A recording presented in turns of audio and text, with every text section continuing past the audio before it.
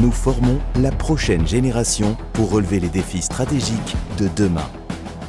Nous sommes dédiés à comprendre pour mieux agir.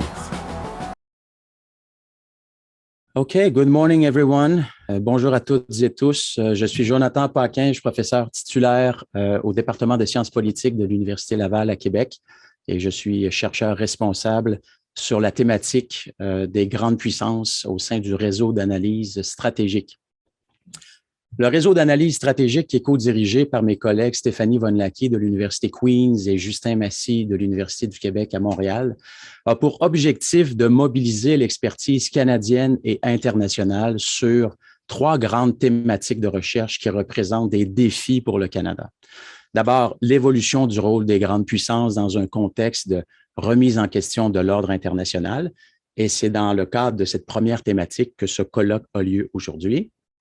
Ensuite, la coopération multilatérale en matière de sécurité internationale, qui est dirigée par ma collègue Sarah Myriam Martin-Brûlé, oui, de l'Université Bishops. Et finalement, la troisième thématique, le renforcement des capacités de défense des partenaires du Canada, qui est sous la direction de mon collègue Théodore McLaughlin de l'Université de Montréal. Alors, bienvenue à ce premier colloque pour l'année 2022 du réseau d'analyse stratégique. Colloque qui est organisé en partenariat avec l'Institut militaire de Québec et plus particulièrement avec son président, le brigadier général à la retraite Richard Giguère, qui est le co-organisateur de ce colloque. Le colloque a pour titre, comme vous le savez, « La fin de la guerre en Afghanistan, quel impact pour l'OTAN et les rivalités entre grandes puissances ». Avant d'aller plus loin, j'aimerais vous dire que ce colloque est en traduction simultanée. So if you want, you can click on the bottom of your screen to choose the language au bas de of your votre choice. écran pour choisir la langue dans laquelle The vous voulez entendre American la withdrawal conférence. from Afghanistan in August of 2021 raised many questions. A soulevé de What impact nombreuses has the withdrawal questions. had on the dynamics of cooperation Quel fut within l'impact NATO? de ce retrait sur les Has it had the coopérations au effect sein of de l'OTAN? increasing some existing Est-ce que- tensions within the alliance? Est-ce que ça a eu And if pour so, effet which d'augmenter les ones? tensions avec l'Alliance? Et si c'est le cas, We know, for lesquelles? instance, that Nous the savons, Biden par exemple, que la administration's décision withdrawal de l'administration created Biden tensions d'opérer with un retrait states like the unilatéral a United créé des Kingdom tensions and au sein France. de l'Alliance Both avec of le them Royaume-Uni et expressed la their France, frustrations qui at the ont way the toutes les deux withdrawal was notamment conducted exprimé by leur the frustration Americans. et ont And London and toutes deux Paris conclu qu'ils concluded étaient trop that dépendants they des were États-Unis too pour leur dependent on the sécurité. United States for their own security. More broadly, what Plus does the largement, end of the que Afghanistan signifie war pour mean for l'OTAN NATO? la fin de la guerre afghane? Is it the end of the Est-ce la out-of-area fin des operations, missions which en were so dehors de la important for zone the OTAN alliance in the qui last sont 20 si years? importantes, qui ont été si importantes pour l'Alliance au cours The American des 20 withdrawal dernières also années? raised questions Le about retrait great power américain pose rivalries. aussi la question des Beijing and rivalités Moscow entre grandes probably puissances. see the messy withdrawal as Est-ce further que proof ce retrait that est the perçu par United Pékin et States is in Moscou comme une decline preuve and that de plus voulant que les America is États-Unis soient en retreating déclin from the management et of world que affairs? les So États-Unis se 5 months retirent after de the la gestion des American affaires mondiales? withdrawal, Donc, have 5 mois après le China and retrait, Russia taken advantage la of the Chine et la American Russie departure ont-elles profité to du départ increase their américain pour influence and accroître make leur influence et geostrategic faire des gains in gains Central Asia géostratégiques and elsewhere? en Asie centrale? According to national security correspondent for the New York Selon Times, David Sanger, David President Sanger, Putin des affaires saw internationales in pour le President New York Biden's Times, le messy withdrawal from président Poutine a Afghanistan vu dans le retrait du a président U.S. Biden de president that was l'Afghanistan not in the mood un to président américain sustain long qui conflicts n'avait overseas. pas envie President d'endurer Putin un probably came conflit to the conclusion durable. Donc, now le that président now is Poutine the right a time to make sûrement tiré his la move on conclusion que Ukraine. c'est le moment The d'agir conference en will Ukraine. also address La conférence multiple portera related également questions, sur and de all of nombreuses these questions questions will be interreliées. Toutes ces addressed questions throughout the day.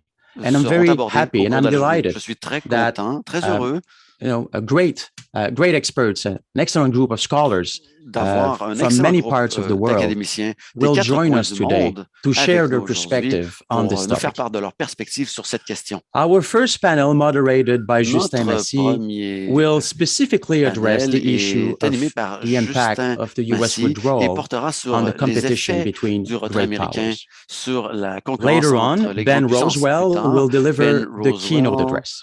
nous donnera For la decades, conférence Mr. Roswell principale. was a Et Canadian pendant des diplomat, décennies, and he M. notably Roswell served a as the été head of diplomate the NATO canadien Provincial et il a Reconstruction été Team in chef de Kandahar in 2009 and l'équipe de 2010. reconstruction After provinciale lunch, à Kandahar, our l'équipe canadienne. second and last Après panel, le dîner, notre moderated deuxième et by dernier Brigadier panel Général sera Richard animé Giguère, par the le co-organizer brigadier again of this général conference, retraité will focus Richard on Giguère, NATO. portera sur l'OTAN. To all of you who join us this Donc, morning à to ceux et hear celles qui about sont des nôtres Afghanistan, aujourd'hui pour thank you for being entendre with parler de us and l'Afghanistan, have je vous a remercie great de votre conference. présence et je vous souhaite And une so, belle without conférence. further ado, Alors, sans I plus turn the tarder, floor to je Justin passe la Massy, parole à the Justin moderator of the Massy, first panel. Justin, l'animateur the du floor is premier yours. panel. Justin, la parole est à vous. Merci, Jonathan.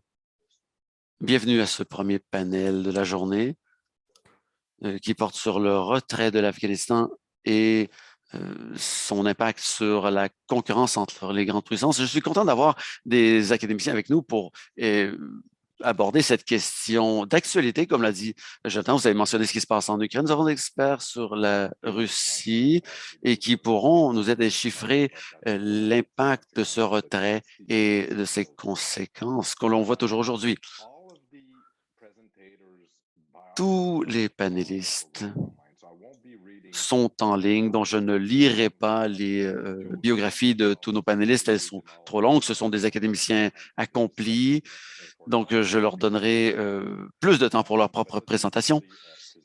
Mais je vais vous les présenter brièvement. Nous allons commencer par Igor Delanoë de l'Observatoire franco-russe, suivi de Pierre Jolicoeur du Collège militaire royal du Canada, Niva Yao de Bishkek et chercheuse principale à l'Académie de l'OSCE à Bishkek et membre du programme Eurasia du Foreign Policy Institute à Philadelphie. Et enfin, Ting Shenglin, professeur agrégé au département de sciences politiques de l'Université du Québec à Montréal. Donc, à la fin, nous aurons une période de questions et à 11 heures, on m'attend ailleurs. Donc, je vous quitterez. Je laisserai Jonathan prendre la relève pour gérer la période de questions. Donc, sans plus tarder, Igor, la parole est à vous. Merci Justin pour votre introduction. Je voudrais commencer par remercier le réseau d'analyse stratégique et ses coordinateurs de m'avoir sollicité pour cette première conférence de 2022. Je suis ravi de pouvoir y contribuer. Et donc, il m'a été demandé de proposer un éclairage sur finalement comment la Russie avait vécu et perçu ce retrait américain de l'Afghanistan. Alors, à l'évidence, c'est un retrait qui ouvre des opportunités pour Moscou, mais qui va aussi créer un certain nombre de défis. C'est un retrait qui a pris par surprise le Kremlin, à la fois par la fulgurance avec laquelle les talibans se sont emparés du pouvoir à Kaboul, d'une part, et d'autre part aussi dans les modalités dans lesquelles ce retrait était réalisé. Ça a été évoqué par Jonathan. Les Russes, comme bien d'autres en fait, ont été surpris par l'image de désorganisation profonde et parfois même de chaos que ce retrait a pu laisser dans les esprits. Et c'est aussi un constat qu'on a évidemment tiré à Moscou. Alors, comment est-ce que ce retrait a pu, j'allais dire, impacter la Russie, la géopolitique de la Russie? Comment tout ceci a-t-il été perçu? Et finalement, comment Moscou entend-il répondre aux nouveaux défis créés par ce retrait américain d'Afghanistan? Bon, tout d'abord, je dirais que la sortie des États-Unis d'Afghanistan est venue conforter un narratif très largement répandu dans le discours diplomatique russe, un narratif qui porte sur le déclin supposé de l'Occident, sur un Occident qui serait défaillant. Alors évidemment, ces images-là sont venues étayer ce narratif déployé par la Russie, mais également ce retrait, enfin cette crise qui a succédé à ce retrait américain, est venue parfaitement s'inscrire dans une représentation géopolitique d'un espace post-soviétique sous pression, et exposé et vulnérable à un certain nombre de menaces.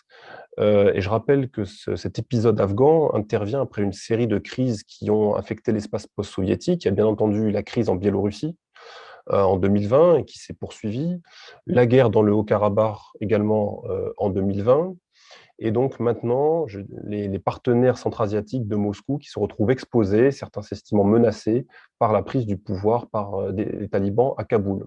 Donc on voit finalement une ceinture de crise se dessiner sur le pourtour de la Russie, sur les marches de la Russie, qui vient conforter cette représentation d'un glacis qui est plus que jamais nécessaire pour se défendre contre des prédateurs géopolitiques, quels qu'ils soient, d'une part, et d'autre part, cette représentation qui elle-même vient conforter ce qu'on appelle le sentiment de forteresse assiégée, qui est une représentation géopolitique très puissante finalement chez les dirigeants politico-militaires en Russie. Alors, quels sont les défis pour Moscou aujourd'hui en lien avec cette nouvelle situation en Afghanistan? Il y en a plusieurs. Tout d'abord, pour les Russes, il est important d'éviter la guerre civile en Afghanistan, c'est-à-dire la reprise des combats violents entre les différentes factions, les différentes ethnies, afin que l'Afghanistan ne redevienne pas un incubateur d'instabilité et un exportateur d'insécurité. Ça, c'est un premier élément. Deuxième élément, c'est de ne pas se faire manipuler par ses partenaires centra-asiatiques et ne pas se faire entraîner dans une guerre, une nouvelle guerre, quelle que soit, j'allais dire, la forme qu'elle pourrait prendre, en lien avec l'Afghanistan. Et à cet égard-là, les Russes sont particulièrement méfiants et en même temps attentifs à l'égard du Tadjikistan, qui est indiscutablement le partenaire centra-asiatique de Moscou le plus inquiet par ce qui se passe à Kaboul et qui est probablement le plus intransigeant et le plus dur à l'égard des talibans. Alors, afin de répondre à ces défis, quelle était la posture adoptée par Moscou? Je la résumerai par le terme de régionalisation. Il y a une régionalisation de l'action diplomatique, d'une part, et une régionalisation de la sécurité, réponse sécuritaire, d'autre part. Alors, je vais commencer par la réponse sécuritaire. La Russie jouit évidemment d'un certain crédit en lien avec succès militaire enregistré en Syrie, qui vient accréditer sa posture, j'allais dire, d'acteur sécuritaire crédible et déterminé. Toutefois, cette crédibilité, ou en tout cas cette détermination, a pu être questionnée par la posture de Moscou dans le cadre de la guerre dans le Haut-Karabakh en 2020, puisque, souvenez-vous, les Russes, finalement, sont restés spectateurs de l'effondrement militaire de l'Arménie et sont intervenus au dernier moment pour sauver un accord diplomatique entre Bakou et Erevan et, j'allais dire, instaurer un nouveau statu quo, une nouvelle réalité dans le Haut-Karabakh. Bon, très bien. Sorti de cet épisode, évidemment, les partenaires de la Russie, les partenaires sécuritaires de la Russie, dans le cadre notamment de l'organisation du traité de sécurité collective, ont pu être, j'allais dire, interloqués par la passivité de la Russie et questionner ces garanties de sécurité, en tout cas la validité de ces garanties de sécurité dans le cadre de l'OTSC. Et évidemment, à ce titre-là, ce qui s'est passé en Afghanistan il y a quelques mois a permis à la Russie de réaffirmer son leadership en matière sécuritaire sur l'Asie centrale d'une manière générale, puisqu'on a vu que dans le cadre de l'OTSC, mais pas seulement, la Russie s'est mobilisée, que des exercices militaires ont été réalisés avec plusieurs de ses partenaires au Tadjikistan et ailleurs, mais également dans le cadre de partenariats sécuritaires et de défense au niveau bilatéral. La Russie a renforcé son dispositif militaire au Tadjikistan notamment, comme je le disais, et on voit que donc cette organisation du traité de sécurité collective est véritablement l'outil privilégié par la Russie pour interagir, en tout cas pour déployer de l'action dans le cadre de cette crise. Alors, ça l'est pour plusieurs raisons. D'abord parce que ça permet de ménager quelque peu, j'allais dire, les apparences et puis la susceptibilité de ses partenaires en matière de souveraineté. Et surtout parce que l'OTSC s'entraîne à ce type de scénario, à répondre à ce type de crise, en réalité depuis des années. Les Russes n'ont pas attendu le retrait américain pour mobiliser des moyens. Il y a des exercices qui sont réalisés depuis les années 2010, pour ne pas remonter au-delà, afin de répondre à des scénarios de lutte contre ce qu'on appelle lutte contre le terrorisme, de lutte antidrogue, etc., d'opérations de maintien de la paix, dans le cadre de l'OTSC. Donc, on peut citer l'exercice Fraternité indestructible en 2019, qui suivait un scénario d'opération de maintien de la paix au Tadjikistan, GROM 2019, qui est un exercice antiterroriste réalisé au Kyrgyzstan, et qui donc a apporté une certaine, j'allais dire, agilité et expérience déjà à l'OTSC. Et à ce titre-là, je pense que ce qui s'est passé au Kazakhstan récemment est également de nature finalement à corroborer cette approche de la Russie qui est prête évidemment à engager de la ressource et du crédit pour consolider et aider ses partenaires, mais pas à n'importe quel prix, pas à n'importe quel coût. On voit bien que sur le Kazakhstan, les Russes ont engagé certaines ressources militaires, mais somme toute assez limitées, de manière très agile et flexible, et limitée dans le temps, afin de venir en aide à un pouvoir qui était aux abois et qui avait besoin de reprendre confiance en lui-même auprès de ses propres structures de sécurité, afin de ne pas être mis encore en plus grande difficulté. Donc, pourquoi je vous dis cela? Mais une fois de plus, c'est un signal envoyé au Tadjikistan que oui, la Russie est là évidemment pour la protéger le cas échéant contre d'éventuelles difficultés et une potentielle confrontation avec les talibans, mais ce ne sera pas n'importe quel prix et que la Russie ne se fera pas entraîner à large échelle, à grande échelle, dans un conflit en Afghanistan. Alors, l'OTSC dispose d'un commandement militaire qui s'appelle commandement militaire Asie centrale, la région Asie centrale, qui est structurée autour d'une force de 5000 hommes et d'un dispositif militaire qui s'articule autour de la 201e base russe au Tadjikistan d'une part, et des moyens aériens déployés par la Russie sur la base aérienne de Kant au Kyrgyzstan d'autre part.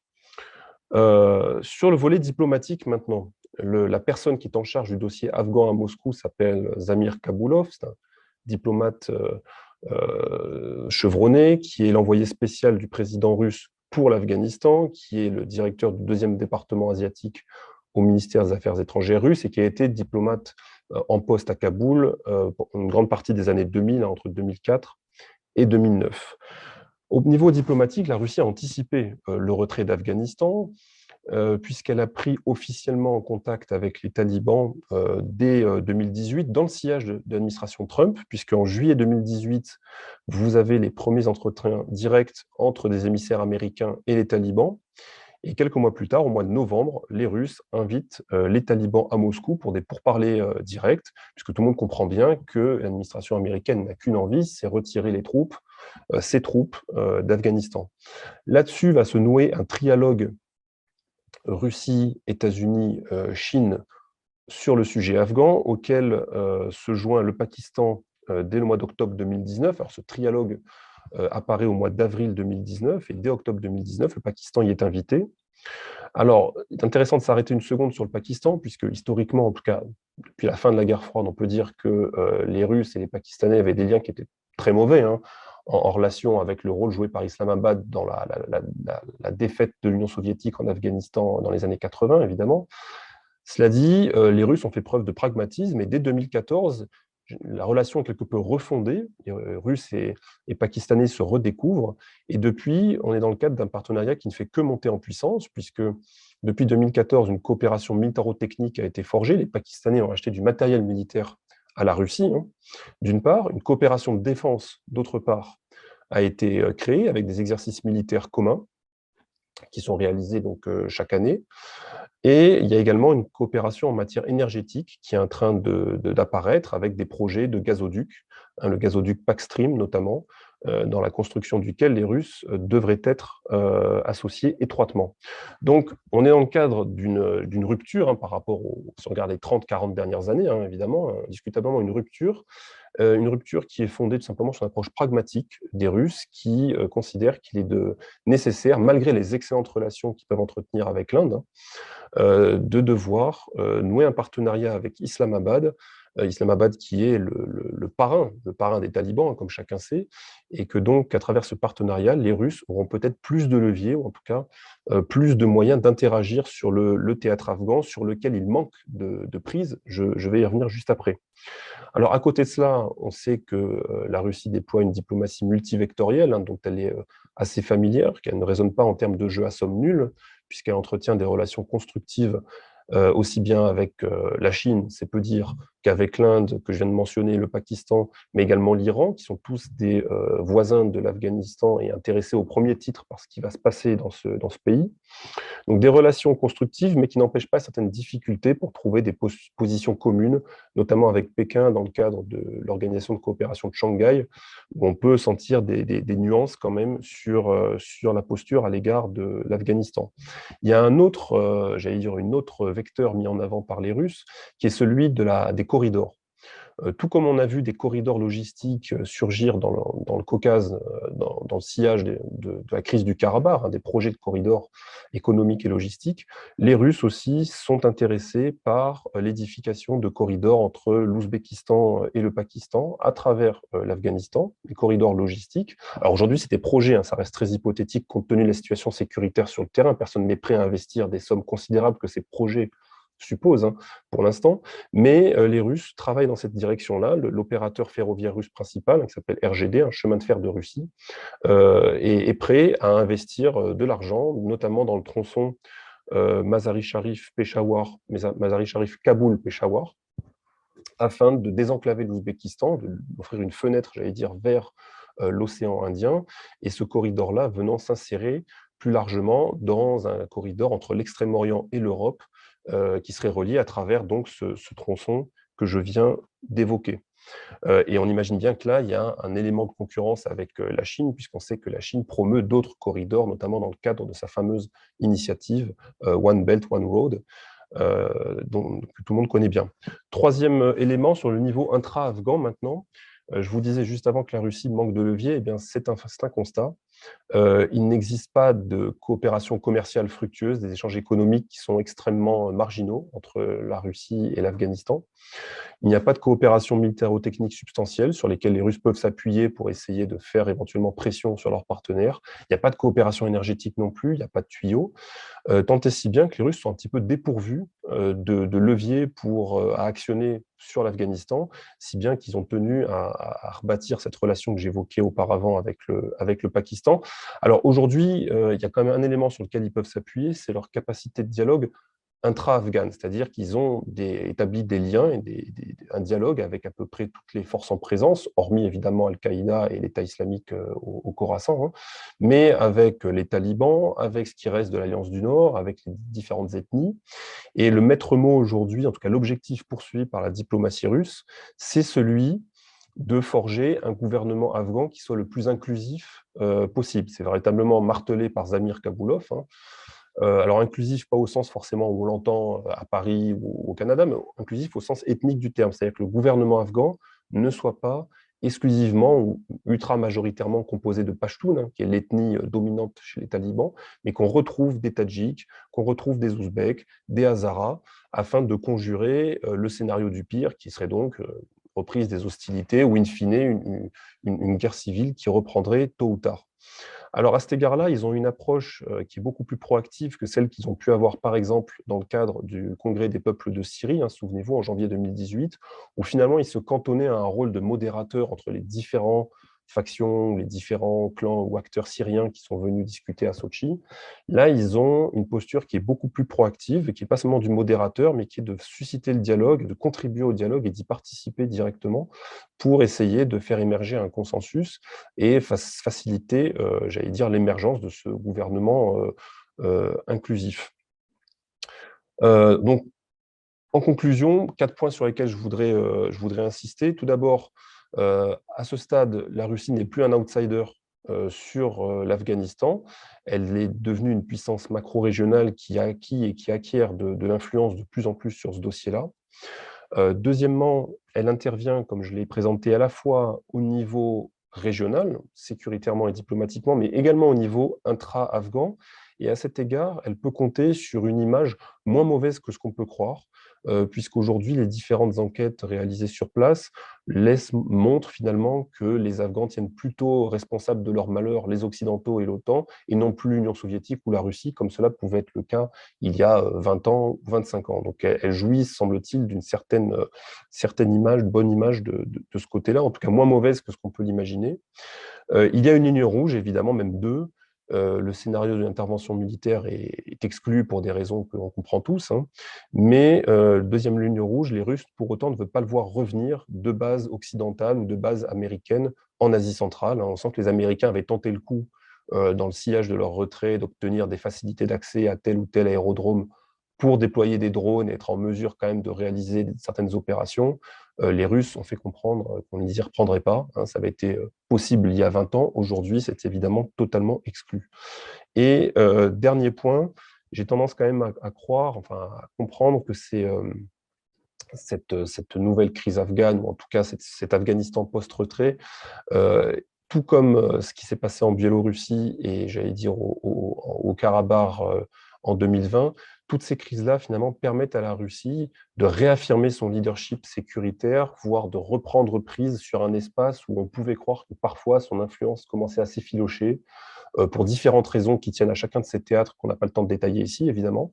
Mais d'une manière générale, ça lui permet de reprendre une forme de leadership et de réaffirmer bien, sa prééminence sécuritaire sur un espace qui reste définitivement stratégique et considéré comme vital pour ce qu'elle voit comme ses intérêts dans cette région. Voilà, je vous remercie de votre attention. Merci beaucoup, Igor, pour cette excellente présentation sur la Russie. On va poursuivre sur ce thème avec Pierre Jolicoeur, qui va poursuivre donc sur l'analyse de la posture russe. Pierre, à toi la parole. Merci bien. Alors, je prends juste un instant pour faire partager mon écran. J'ai juste besoin d'un tout petit instant.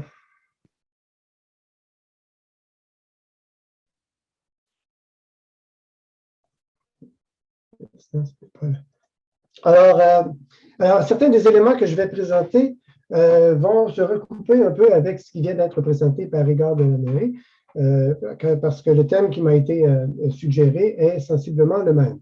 Mais il y aura quand même quelques éléments de nouveauté. Donc, je vais suivre le plan que vous voyez ici à l'instant. D'abord, pour commencer, je vais aborder l'impact du changement de régime en Afghanistan pour les États d'Asie centrale. Dans un deuxième temps, je reviens à une perspective plus centrée sur la Russie, qui, elle, a été déjà présentée en partie par Igor Delanoë. Et dans un troisième temps, je vais présenter les perspectives de collaboration que la nouvelle donne géopolitique représente pour la Russie et la Chine, mais aussi, dans un quatrième temps, les défis qui en découlent.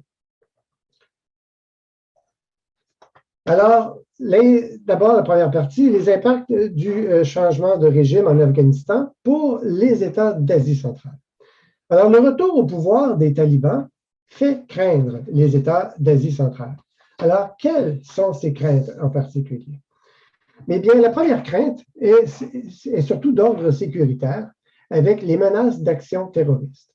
On craint, en fait, un retour à l'instabilité des années 1990, qui voyait bon nombre d'attentats perpétrés dans la région par divers groupes djihadistes. En partie, ces groupes étaient liés à l'Afghanistan. Deuxième crainte est liée au trafic de drogue. En effet, une bonne partie de la production mondiale d'opium provient d'Afghanistan. Or, les chemins empruntés pour l'exportation de cette drogue passent en partie par l'Asie centrale, notamment par la frontière avec le Tadjikistan. La troisième crainte est liée aux migrations. Dans l'esprit des leaders d'Asie centrale, si le pouvoir taliban engendre une guerre civile dans le pays, il y a risque que des milliers de personnes viennent se réfugier en Asie centrale, où il n'y a ni le désir, ni la capacité d'accueil d'une population afghane, souvent très mal perçue par les opinions publiques locales. Souvent, on voit l'Afghanistan comme un pays de violence et de guerre. Enfin, il y a le djihadisme. Il y a la peur que les nouveaux maîtres de l'Afghanistan ne cherchent à exporter leur révolution dans des pays où existeraient des forces religieuses capables de servir de relais. Donc, de toutes ces craintes, lesquelles semblent les plus pertinentes?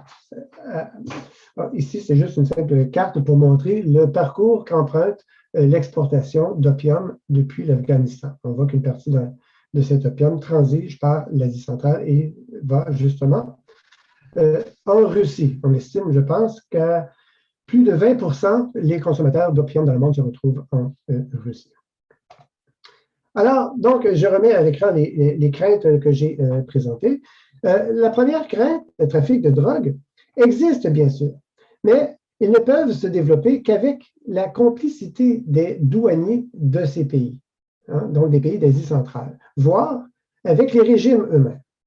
Alors, c'est un peu un faux problème que de dénoncer les talibans comme source de potentielle exportation d'opium, hein, alors qu'il faudrait plutôt regarder dans sa propre cour. Hein. Il vaudrait mieux lutter contre la corruption dans les structures sécuritaires des pays d'Asie centrale pour être capable de vraiment limiter, hein, ou endiguer ou limiter le flot de drogue qui circule dans la région. Tout aussi improbable est la menace migratoire, c'est-à-dire l'arrivée de réfugiés afghans. Un regard rapide sur les phénomènes migratoires afghans, qui a repris dès 2014 avec le début du retrait américain, ça permet de constater que c'est vers le Pakistan et vers l'Iran que se dirigent les flux migratoires. Cette tendance se confirme depuis la récente prise du pouvoir par les talibans. Ainsi, la Turquie, qui est non frontalière de l'Afghanistan, reçoit plus de réfugiés afghans que les pays d'Asie centrale qui sont pourtant voisins. En réalité, la principale menace qui pèse sur les pays de l'ex-URSS depuis l'Afghanistan est surtout le risque terroriste. Mais là encore, les craintes sont souvent exagérées. En effet, pendant des années, des mouvances terroristes originaires d'Asie centrale, notamment le mouvement islamique d'Ouzbékistan, ont représenté une véritable menace pour les pouvoirs en place, notamment à Tachkent, à Bishkek et à Dushanbe. Mais partis en Afghanistan dans les années 1990, les militants djihadistes centra-asiatiques se sont coupés de leur pays d'origine et ont été plus ou moins intégrés dans la logique guerrière propre à l'Afghanistan. Leur objectif initial, qui était de faire tomber les régimes d'Asie centrale, a été progressivement remplacé par leur implication dans les querelles entre diverses mouvances terroristes en Afghanistan. Par ailleurs, et c'est important quand même de le souligner, les interventions militaires américaines depuis 20 ans, hein, surtout en Afghanistan, mais aussi au Proche-Orient, hein, en Syrie, ont neutralisé une bonne partie de ces groupes terroristes qui étaient originaires d'Asie centrale. Aussi, il faut noter que le contexte terroriste mondial a changé au cours de la dernière décennie. En effet, la plus grande menace djihadiste n'est plus Al-Qaïda, mais bien le groupe armé État islamique, qui dispose d'une branche en Afghanistan sous l'étiquette d'État islamique au Khorasan, et qui est l'ennemi juré des talibans. Ces derniers le combattent avec vigueur. Dès lors, les risques en provenance de l'Afghanistan sont volontairement surestimés par les élites politiques d'Asie centrale. La principale raison, c'est que l'Afghanistan sert de repoussoir et permet au régime d'Asie centrale de maintenir leur régime autoritaire au nom de la sécurité. Si l'arrivée au pouvoir des talibans à Kaboul a un bien faible impact sur les sociétés d'Asie centrale, du moins pour l'instant, cela est bien différent sur le plan géopolitique. La victoire fulgurante des talibans à Kaboul face au gouvernement, mise en place par les États-Unis, montre la fragilité, voire l'illégitimité de ce gouvernement et constitue en fait une défaite cuisante pour les États-Unis et pour les États occidentaux par voie de conséquence. Cette défaite s'inscrit dans un contexte mondial où on assiste à un recul des démocraties au profit des nouveaux modèles politiques plus autoritaires.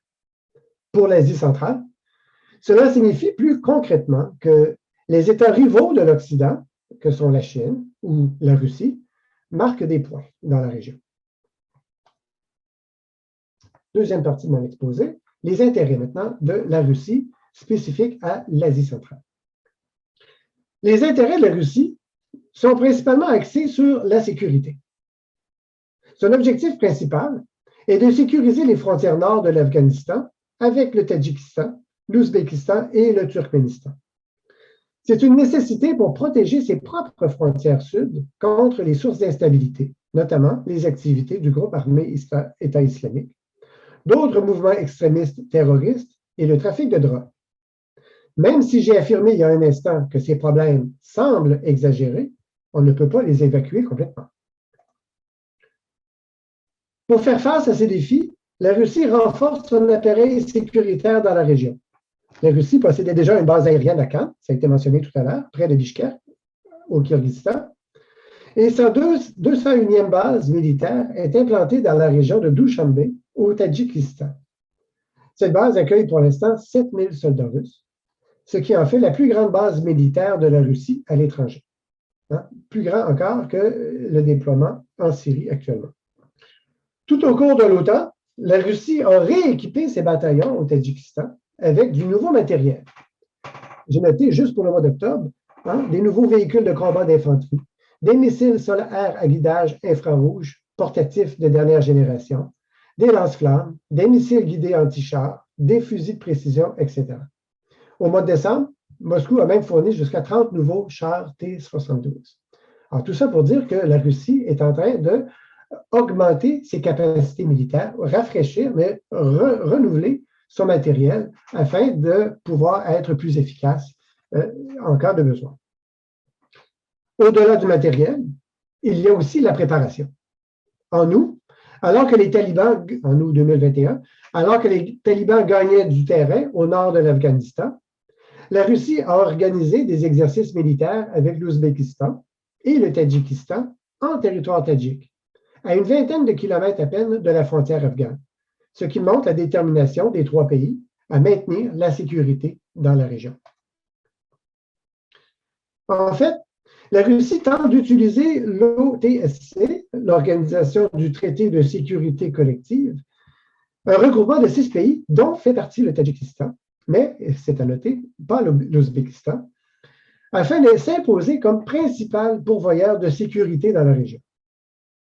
À travers la défaite américaine et la victoire talibane, la Russie peut désormais persuader les pays d'Asie centrale de renforcer la structure de sécurité collective qui les unit, l'OTSC, et de convaincre les pays qui n'en font pas encore partie, comme l'Ouzbékistan, pour y adhérer. Gardienne d'une partie des frontières de l'Asie centrale avec l'Afghanistan, notamment au Tadjikistan, où elle a des bases militaires, la Russie peut ainsi démontrer qu'elle est plus fiable que l'Occident pour assurer la sécurité de la région. Comme il a été mentionné il y a un instant par Igor, ce retour en force a été très bien illustré lors du sommet qui a eu lieu à Moscou le 20 octobre 2021. Consacré à la crise afghane, cette réunion de 10 États régionaux a permis d'harmoniser leur politique vis-à-vis du nouveau régime en Afghanistan. On dialogue avec les talibans dans l'objectif de marginaliser les ingérences des pays occidentaux. On les invite, malgré tout, à aider au financement de la reconstruction de l'Afghanistan. Encore plus convaincant est l'envoi récent des troupes russes au Kazakhstan, en proie à une révolte spontanée au début du mois, en raison de l'augmentation des prix de l'énergie. Face au chaos qui a régné à ce moment-là, et face à la demande des autorités kazakhes, la Russie a rapidement déployé 3000 soldats pour restaurer l'ordre public dans le cadre d'une mission de l'OTSC. Tout aussi rapidement, la Russie a retiré ses troupes une fois l'ordre rétabli. Par son intervention, la Russie a su montrer qu'elle pouvait agir rapidement, de façon décisive et sans demander de contrepartie. Donc, excusez, j'ai un retard dans mes diapositives. C'est des images du chaos au Kazakhstan et de l'intervention de la Russie au Kazakhstan.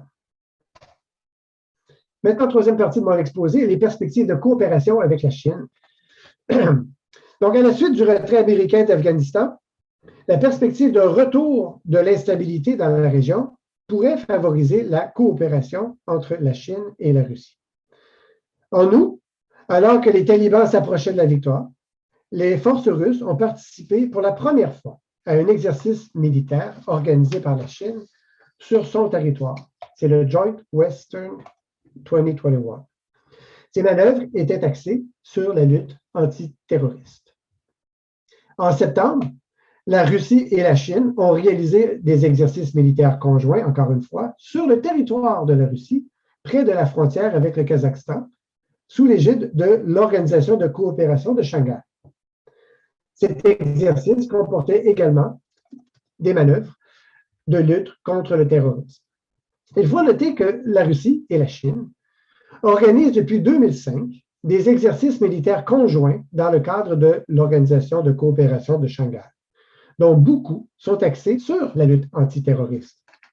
Ainsi, en cas d'instabilité régionale, et notamment des menaces terroristes qui pourraient émaner d'Afghanistan, la Chine et la Russie peuvent s'appuyer sur cette expérience pour mettre sur pied une intervention militaire commune en Asie centrale. Maintenant, c'est beau les perspectives de coopération avec la Chine, mais il y a des défis qui s'y rattachent. Malgré ces possibilités de coopération, des tensions latentes pourraient apparaître en lien avec l'Asie centrale. Si la Chine et la Russie n'ont cessé de se rapprocher depuis la fin de la guerre froide, l'Asie centrale a toujours été un réservoir de tensions. Or, l'influence croissante de la Chine menace le statut de la Russie, qui souhaite s'affirmer comme l'acteur dominant dans la région. Les deux pays ont jusqu'à présent relativement bien géré cette situation. Ils se sont entendus en 2015, par exemple, pour relier l'Union économique eurasiatique, menée par la Russie, au projet chinois des nouvelles routes de la soie. La Chine a tenté de rassurer la Russie et les pays d'Asie centrale en leur montrant que son ambition n'est pas le contrôle politique de la région, mais bien le développement économique et la connectivité. Beaucoup pensent que la Chine et la Russie ont conclu un accord tacite de répartition des tâches dans la région. La Russie resterait le principal pourvoyeur de sécurité extérieure, tandis que la Chine serait le moteur du développement économique. Cependant, cet argument n'a jamais été totalement convaincant.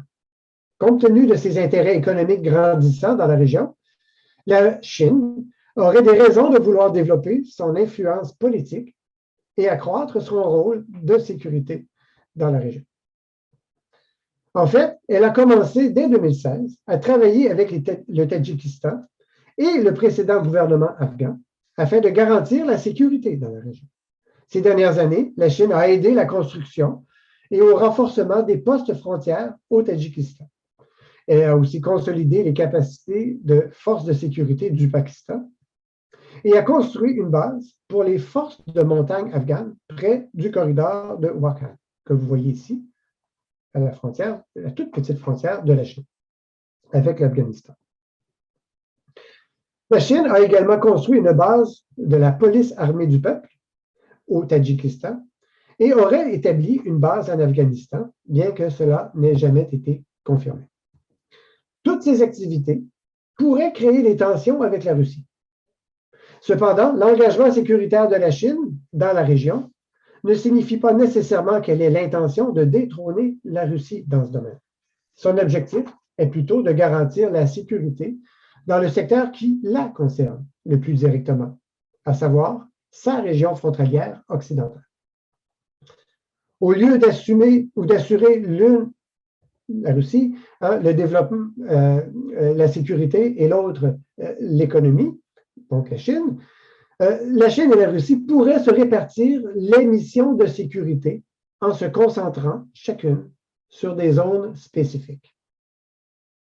Bien que limitée, il s'agit là donc d'une intrusion de la Chine dans le domaine de la sécurité régionale, un domaine qui était jusque-là la prérogative presque exclusive de la Russie.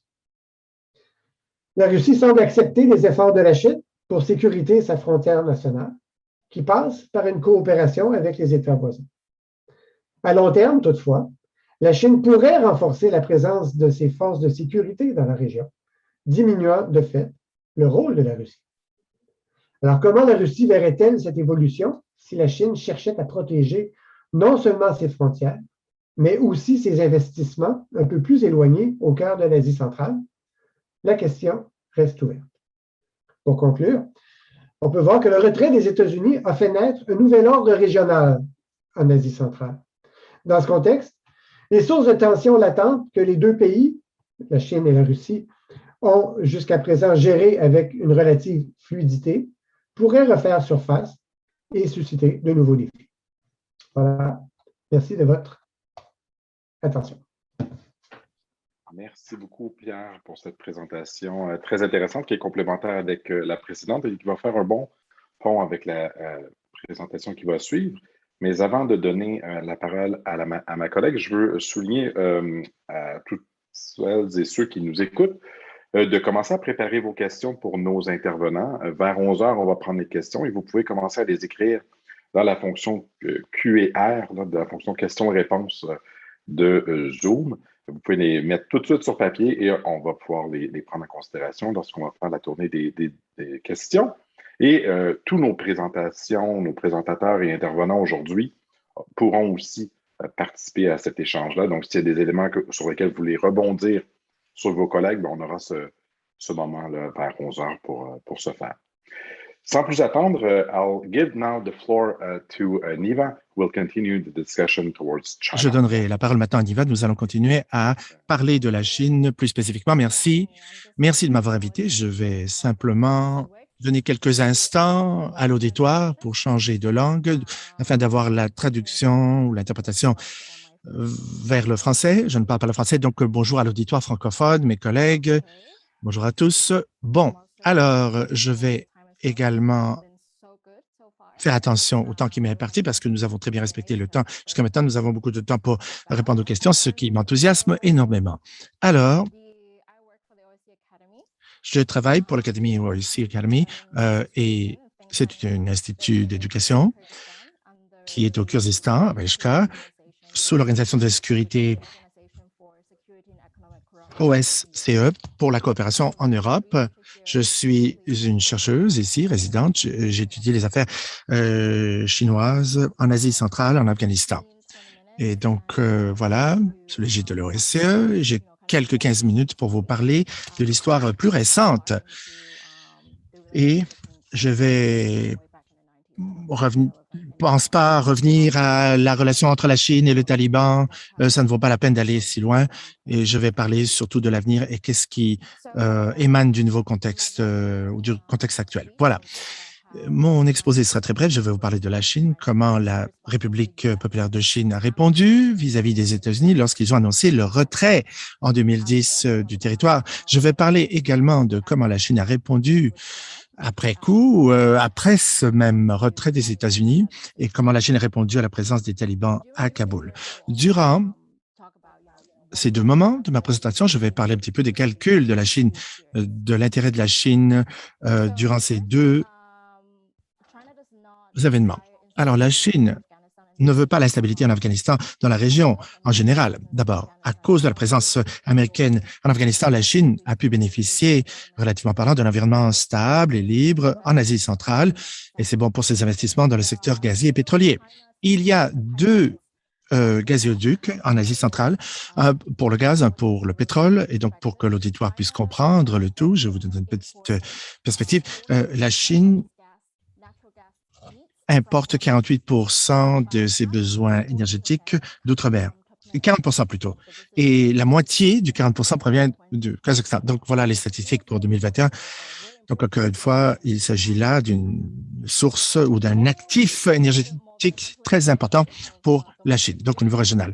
Il y a l'utilisation intérieure en Asie centrale, bien sûr, à considérer, mais il y a plusieurs processus et engagements dans la région avec la Chine, parce qu'il n'y a pas des raffineries de très grande qualité dans la région, et donc il y a des ententes pour donner du pétrole à la Chine pour que le processus de traitement énergétique se fasse là. Donc voilà, il y a les éléments commerciaux. Et donc, eu égard à ces investissements clés relativement au secteur gazier et pétrolier, 80% du commerce entre la Chine, l'Asie centrale de toute façon, et la Chine, c'est ce qui a, en fait, au sujet du pétrole et du gaz. La Chine a pu utiliser cela comme un levier économique pour maintenir ses intérêts ou appuyer ses intérêts économiques. Et précisément, qu'est-ce que ça veut dire? Il s'agit de pouvoir lutter contre le mouvement de l'Est du Kyrgyzstan. Donc, alors, on veut que la région soit indépendante, donc ce sont des mouvements qui veulent la sécession régionale.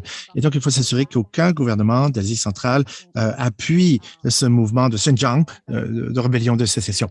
Le levier économique était suffisant, l'appui économique était suffisant pour faire ça.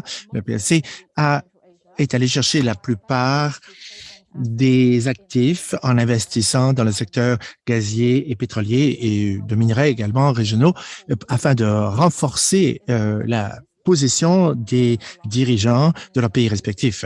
Et donc, l'élite, si vous voulez, en quelque sorte, et les sociétés. Pour parler de cet intérêt local, politique, cela signifie mettre fin à l'intérêt des groupes ethniques. Il y a beaucoup de groupes ethniques. Pour à l'époque, il y a eu beaucoup d'intérêt parce que les frontières ne sont pas si étanches ou strictes comme aujourd'hui, si vous voulez, pour qu'il y ait en Asie centrale, il y a beaucoup de groupes ethniques qui ont commencé à faire leur représentation par école ou association, etc. Et bon, il y a les Ouïghours, ainsi de suite, d'autres groupes dans la région. Et à cause des pressions de la Chine, beaucoup de ces groupes ethniques sont déportés dans le secret ou cessent leur activité. Donc, ici, il y a beaucoup de situations où on voit qu'il y a des membres manquants qui sont disparus dans certaines familles. Et finalement, on s'est rendu compte qu'ils étaient ultérieurement emprisonnés en Chine et il n'y avait aucun dossier qui expliquait leur départ du pays. Donc, ceux qui franchissent la frontière chinoise vers le Kazakhstan, le Kyrgyzstan, bon, on connaît des problèmes et la Chine a pu convaincre les leaders ici de protéger cet intérêt politique. Et donc, il faut garder à l'esprit que durant cette période, c'est une des périodes les plus incroyables pour Xinjiang. En 2009, il y a eu des confrontements ethniques à Xinjiang et donc c'était parmi les luttes ethniques les plus dramatiques en Chine de mémoire récente et les pays de l'Asie centrale étaient très au fait de cela. Les leaders également étaient très au fait de cela. Ils ont aidé la Chine à gérer la situation régionalement.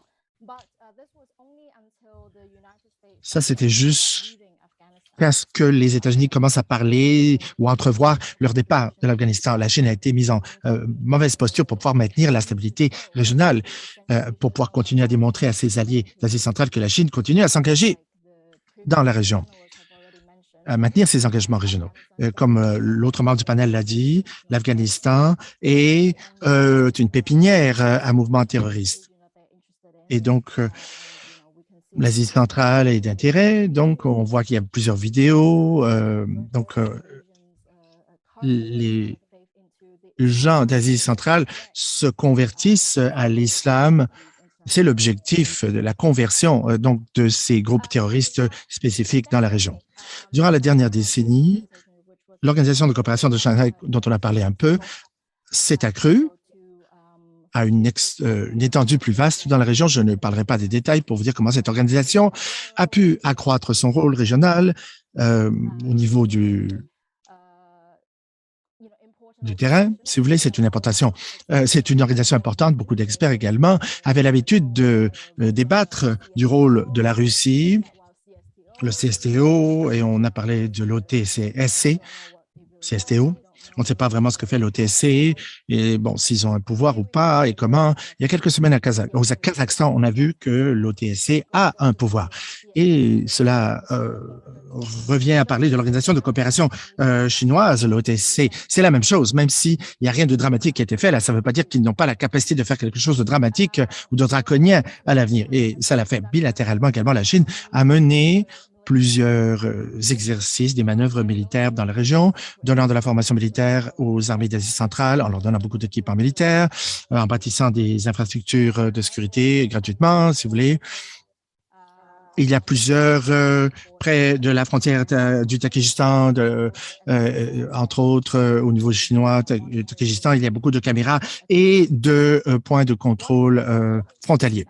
Ce qui est plus intéressant, c'est les aéroports en haute altitude que construit la Chine du côté chinois de la frontière d'Asie centrale, ce qui va permettre la mobilisation des forces armées de la Chine et par des exercices bilatéraux, on voit que la Chine inclut ses forces aériennes également, égard à certains efforts régionaux. Et l'engagement sécuritaire de la Chine, c'est nouveau. Ça intervient après le retrait américain Et donc, on voit dans les discours officiels que la Chine agit ainsi de la sorte pour accroître sa capacité militaire en Asie centrale spécifiquement et dans la région d'Asie centrale afin de se préparer à ce qui pourrait survenir en Afghanistan. En Afghanistan, comme tel, la Chine ne peut pas faire grand-chose à l'heure actuelle. La Chine a voulu ouvrir un dialogue pour cultiver des amitiés avec certains groupes ou leaders talibans. La Chine savait que la situation peut changer très rapidement. Alors, il y a deux intérêts clés dans la région. Premièrement, c'est important que les terroristes soient maintenus en Afghanistan, qu'ils ne puissent intervenir en Asie centrale, par exemple, qu'ils soient circonscrits dans la région. Et également, ils ont parlé à l'ex-gouvernement afghan et la Chine a ainsi démarré une initiative qui s'appelle l'économie pour la paix, Economic for Peace, pour maintenir les élites en Afghanistan, ceux qui travaillent pour le gouvernement afghan et pour leurs associés, afin d'équilibrer la force talibane, dans la région. Lorsque la Chine a créé cette initiative en 2016, l'Afghanistan fera partie du corridor économique qui inclut la Chine, l'Afghanistan, etc. Donc, ça va faire partie des efforts d'initiative pacifique. Les pays d'Asie centrale, régionalement, durant les dernières années, veulent également être branchés sur les économies d'Asie centrale, être interreliés dans la région. On a vu les perspectives en Afghanistan et il y a le corridor ferroviaire économique du Pakistan, l'Ouzbékistan, même sans l'intérêt de la Russie, veut vraiment développer cela pour les fins du développement de sa propre économie. La Chine et les talibans, eh bien, ils ont eu des pourparlers auparavant, donc il y a eu des cas où les services d'intelligence chinois ont été éconduits de l'Afghanistan. Il y a eu beaucoup de surveillance sur le terrain. Durant cette période, la Chine voulait savoir en Afghanistan, par ses services secrets, c'est qu'il y avait des mouvements ethniques qui agissaient. Et donc, il y avait beaucoup de groupes ethniques qui vivent en Afghanistan, les militants également, qui travaillent pour les talibans. Il y a des familles ou les femmes des leaders talibans également qui travaillaient dans la région, donc ils ont été espionnés. Donc la Chine est intéressée dans leur mouvement. Ils sont peut-être pas des membres des mouvements terroristes, mais c'est peut-être des membres de leur famille, de ces leaders, de ces groupes ethniques. La Chine considère que ce groupe de minorité ethnique, en fait, la diaspora chinoise également considérée comme telle. La Chine s'intéresse à la diaspora chinoise, peu importe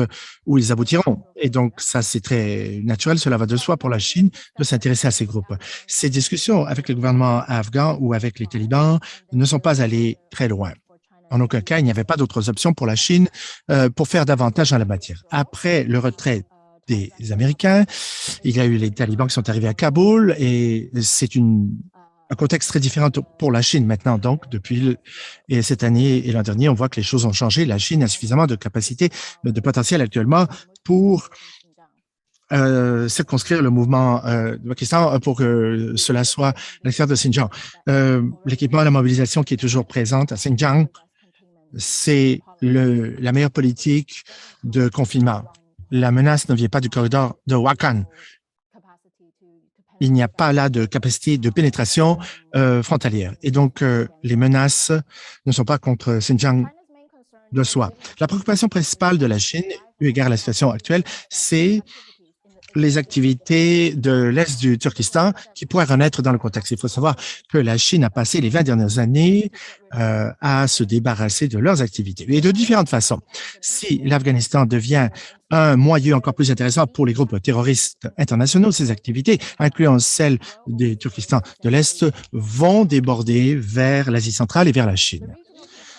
Les préoccupations régionales sont que les populations de l'Asie centrale sont très préoccupées et intéressées en même temps au sujet de la situation qui se déroule en Afghanistan. Il y a des vidéos qui remontent au mois d'août qui ont circulé. Beaucoup ont appuyé et ont même trouvé une logique sous-jacente pour justifier cette notion même de la justice sociale à l'encontre des politiciens corrompus pour défendre les causes des femmes. Avant de vous parler de la capture chinoise en vue d'investissement dans la région, en fait, c'est pas un secret. Ils sont associés avec des groupes corrompus. Et durant les dernières années, il y a une polarisation. La corruption a polarisé la relation entre les gens qui vivent dans la localité, les peuples et les élites. Au Kazakhstan et au Turkestan, il y a eu plusieurs problèmes qui sont liés à cette même corruption entre les élites de la localité, locaux et les sociétés. Les gens ordinaires, le petit peuple, vont opter pour l'islam radical pour contrer cette corruption. Et c'est ça la préoccupation également de la Chine. Et donc, comment les idées talibanes ou terroristes peuvent être utilisées par des groupes locaux d'Asie centrale pour pouvoir accès au pouvoir. La Chine demande, en fait, la population demande un gouvernement plus exclusif depuis l'an dernier. En fait, la population veut la fin de l'action des groupes terroristes, des relations meilleures avec les autres pays et des relations plus paisibles avec ces pays voisins. Donc, ça a été l'arrêté pendant très longtemps, jusqu'à ce que les talibans prennent Kaboul le 15 ou le 16 août. La Chine appelait à une politique islamiste stable et productive en Afghanistan. Mais après le retour des talibans à Kaboul, cette politique officielle chinoise a disparu. Donc, la Chine sait qu'elle n'est pas en mesure de négocier avec les talibans sur la question de l'islam. Elle n'est pas en position en fait, de pousser, en fait, d'inciter l'Afghanistan à en fait, d'essayer d'influencer l'Afghanistan avec ses visions, ses politiques ou autres. Donc, la Chine veut créer un canal de communication et les talibans peuvent compter sur le soutien financier de la Chine dans certaines mesures. Donc, la Chine veut avoir des relations normalisées avec les talibans. Donc, on ne parle pas en fait, la Chine ne mise pas sur l'exploitation de minéraux en Afghanistan, mais plutôt sur la construction de routes. Il n'y a pas de routes en Afghanistan à cause de la guerre. Elle veut construire des lignes électriques, des infrastructures élémentaires qui sont absentes maintenant en Afghanistan. Ce serait bienvenu par les Afghans et la Chine parle beaucoup de ce développement d'infrastructures. En fait, les routes ont permis de relier certains pays qui, en traversant l'Afghanistan, sont permis aux Américains de mener leur action en Afghanistan. Et la Chine est en mesure non seulement de financer ces routes et ces infrastructures électriques, mais elle peut envoyer une main-d'œuvre pour les bâtir. Et le seul goulot d'étranglement à l'heure actuelle, c'est que les talibans ne répondent pas aux demandes de la Chine. Ils ne vont pas abandonner leurs amis, les Ouïghours en Afghanistan et en Chine. On doit savoir que certains membres des talibans soutiennent les visées islamistes d'autres groupes dans la région, et en Chine y compris. Donc, la Chine va probablement être satisfaite par peu importe ce que leur accordent les talibans. Donc, à l'heure actuelle, il y a une radicalisation dans les États voisins, au Kyrgyzstan, au Tadjikistan, qui ont beaucoup de jeunes hommes qui étudient la religion à l'étranger. Si la poudrière explose, en fait, la Chine a peur justement du retour de ces jeunes hommes dans leur pays d'origine et ça pourrait justement mettre le feu aux poudres. Donc, on voit que la Chine apporte de l'aide humanitaire aux talibans. C'est la seule chose que la Chine fait. Il y a eu plusieurs rondes de vaccination grâce à la Chine. Et ça permet à la communication de se maintenir. Ça met la Chine et les talibans au même niveau, au même diapason, et ils parlent de ce qu'ils vont faire en 2022. Il n'y a pas, en fait, rien n'indique que les talibans vont répondre aux demandes des Chinois. Et encore une fois, l'une des demandes de la Chine, c'est d'avoir de bonnes relations avec ses voisins. Mais les talibans demandent déjà l'autorisation de se rendre en Chine. Déjà, ils ont pu faire venir des avions militaires du Tadjikistan et de l'Ouzbékistan. Ce sont des avions qui appartenaient à l'Afghanistan, qui ont pu revenir par la Chine en survolant l'espace aérien chinois en Afghanistan. Ils ont eu la permission des autorités chinoises. Et l'an dernier, il y a des incidents qui ont fait en sorte que l'approvisionnement d'électricité en Afghanistan a été coupé de 60%. Évidemment, la population n'a pas les détails de ces incidents, mais depuis, les talibans ne demandent plus de mener de ce type d'action militaire logistique en collaboration avec la Chine.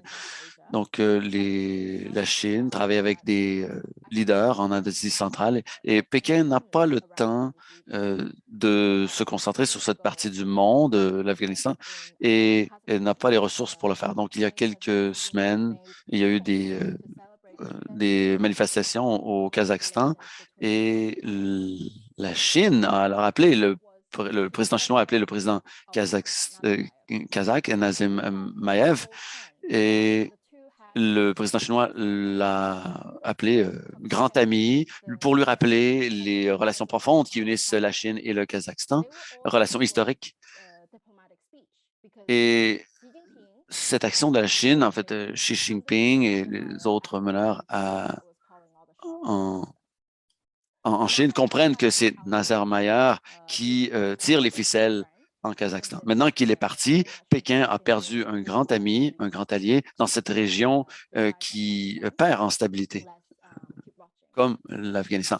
Donc, nous allons rester à l'affût. Merci. Merci énormément, Niva, pour cette excellente présentation.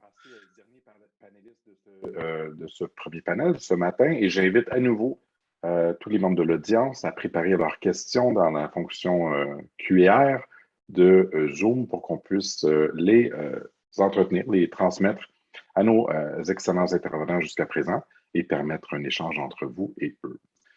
Sans plus tarder, Ting-Sheng, à toi la parole pour le dernier mot sur ce panel. Merci Justin. Je voudrais d'abord remercier l'organisateur de ce panel de m'avoir invité pour partager avec vous quelques idées sur la position et les attitudes de la Chine vis-à-vis de la retraite de troupes américaines en Afghanistan. Alors, j'aimerais bien d'abord aller un petit peu plus loin, comme d'habitude, voir c'est quoi dans l'histoire de relations diplomatiques sino-américaines, sino-Afghanistan, peut nous donner comme des idées pour voir qu'est-ce qui va se passer dans le futur. Alors, il y a quelques caractéristiques intéressantes qu'on peut trouver dans cette dernière 50, 60 ans de relations sino-afghanes. C'est l'attitude relativement passive dans la part de la Chine. Alors, on voit qu'avant l'invasion soviétique en Afghanistan, il y avait déjà 2 coups d'État qui surgissent de milieu de nulle part, mais le gouvernement chinois l'a reconnu immédiatement. Au fil de quelques semaines, on a reconnu le nouveau gouvernement et on commence à rétablir les relations diplomatiques. Alors, même si l'invasion soviétique en 1979 en Afghanistan a provoqué une réaction extrêmement violente de la part de la Chine, n'a pas coupé la relation diplomatique avec l'Afghanistan. L'ambassade est toujours sur place. Il n'y a plus de l'échange commerciaux ou d'échanges culturels normal, mais il reste là, reste sur place. Jusqu'à la retraite de troupes soviétiques, l'Afghanistan s'entrait dans le chaos, dans la guerre civile, et puis la prise de pouvoir des talibans, c'est le moment où ça coupe les relations entre la Chine et l'Afghanistan. Donc, c'est plutôt la stabilité ou la situation interne de l'Afghanistan qui a déterminé la décision diplomatique du gouvernement chinois. Alors là, c'est une situation intéressante. Ça nous donne une certaine explication ou l'indice pourquoi la Chine aujourd'hui hésite de reconnaître le régime de talibans, bien que ça fait déjà 5-6 mois qui se passent. Le gouvernement chinois est toujours en attente. En disant que voilà, on va observer est-ce que le Taliban a vraiment honoré leurs promesses en protégeant l'intérêt chinois et de garantir qu'il n'y aura pas d'attaques terroristes venues de l'intérieur de l'Afghanistan menacer l'intérêt chinois et l'intégrité territoriale chinoise. Ça signifie que le mouvement séparatiste islamique de Turkestan oriental. Alors ça, c'est des choses qui se passaient de ce côté diplomatie officielle. Mais dans les moyens qu'on essayait d'établir des relations ou essayait de communiquer notre intention avec l'Afghanistan, il y a aussi quelques traces que ça nous donne un indice pour voir qu'est-ce qui va se passer ultérieurement. La Chine a rarement essayé de faire tout avec les relations, avec la façon bilatérale. Ça veut dire qu'on ne veut pas directement travailler avec Taliban, avec le gouvernement à l'époque, dans l'influence américaine, mais on essayait d'établir l'autre chemin qui, à la fois, partageait les responsabilités, à la fois essayer de trouver une façon, un modèle qui est stable. Alors là, c'est ce qu'on a vu. À partir de 2009, la Chine, à travers l'Organisation de coopération de Shanghai, essayait d'établir une sorte de contact, une sorte d'activité régulière avec l'Afghanistan. Souvent, le chef d'État de ce pays rencontre dans les conférences, dans les réunions, dans les sommets réguliers de OCS, Organisation de coopération de Shanghai. Ça, c'est une façon qu'on voit que ça va continuer d'utiliser cette canal, ce chemin pour établir une relation régulière et stable. Alors, deuxième voie qu'on voit que la Chine essaie d'utiliser, et c'est ça qui est très important, ça va être la ligne conductrice de mon exposition, c'est le rôle du Pakistan. Alors, vous avez déjà mentionné, je pense Igor qui a déjà mentionné des dialogues entre la Chine, Pakistan et Afghanistan. La Chine connaît très bien et la Chine comprend l'importance de l'Afghanistan pour les Pakistanais. Pour le gouvernement pakistan, ça c'est leur voisin direct et il y a un rapport extrêmement étroit entre ces deux pays et l'attitude de l'Afghanistan vis-à-vis de l'Inde, ça donne une sorte de frisson sur le dos au sein du gouvernement pakistanais. Et n'oubliez pas que Pakistan est à peu près, dans le monde entier, le seul ami éternel pour le gouvernement chinois. Si on ignore Kim Jong-un, la Corée du Nord, dans l'autre côté, on voit que l'amitié le plus constant, le plus fidèle au l'entour de la Chine ou dans n'importe quel endroit dans le monde, c'est la relation sino-pakistanaise. Alors, c'est ça le seul, on peut quasiment qualifier de seul ami pour la Chine dans la scène internationale. Donc, Afghanistan, quel que soit cet Américain qui prend la décision ou la Russie veut jouer le rôle encore plus important, la Chine va discuter ça ou travailler ensemble, main dans la main avec Pakistan. Donc, n'importe comment, c'est Pakistan qui va décider qu'est-ce que je veux, si j'ai besoin de faire ça, la Chine va pas dire non et la Chine va donner tout le soutien, pas en Afghanistan, pas directement à l'Afghanistan, mais en Pakistan. C'est ça le sentiment quand j'ai lu toutes les informations, toutes les recherches qui fait par les chercheurs chinois qui me donnent cette impression. Alors, après, je reviens voir quelques points importants à partir des chercheurs chinois qui analysent le retrait de troupes américains, qui a quoi comme problème, à quoi comme conséquence. D'abord, quasiment tous les chercheurs chinois essayaient de donner une impression que cette retrait de troupes, c'est un grand échec stratégique de la part américaine. Donc, les chercheurs chinois n'ont pas oublié d'utiliser ça comme l'occasion pour critiquer l'intervention ou cette guerre qui a la nature injuste. Alors là, c'est dans le grand propagande chinois qu'ils font de toute façon tout le temps, mais c'est encore une fois l'occasion pour dire ça. Mais si on voit un peu plus profond, on voit que les Chinois commencent à intégrer une certaine analyse qui est de la façon occidentale, d'essayer de nous donner une analyse plus détaillée, de voir c'est quoi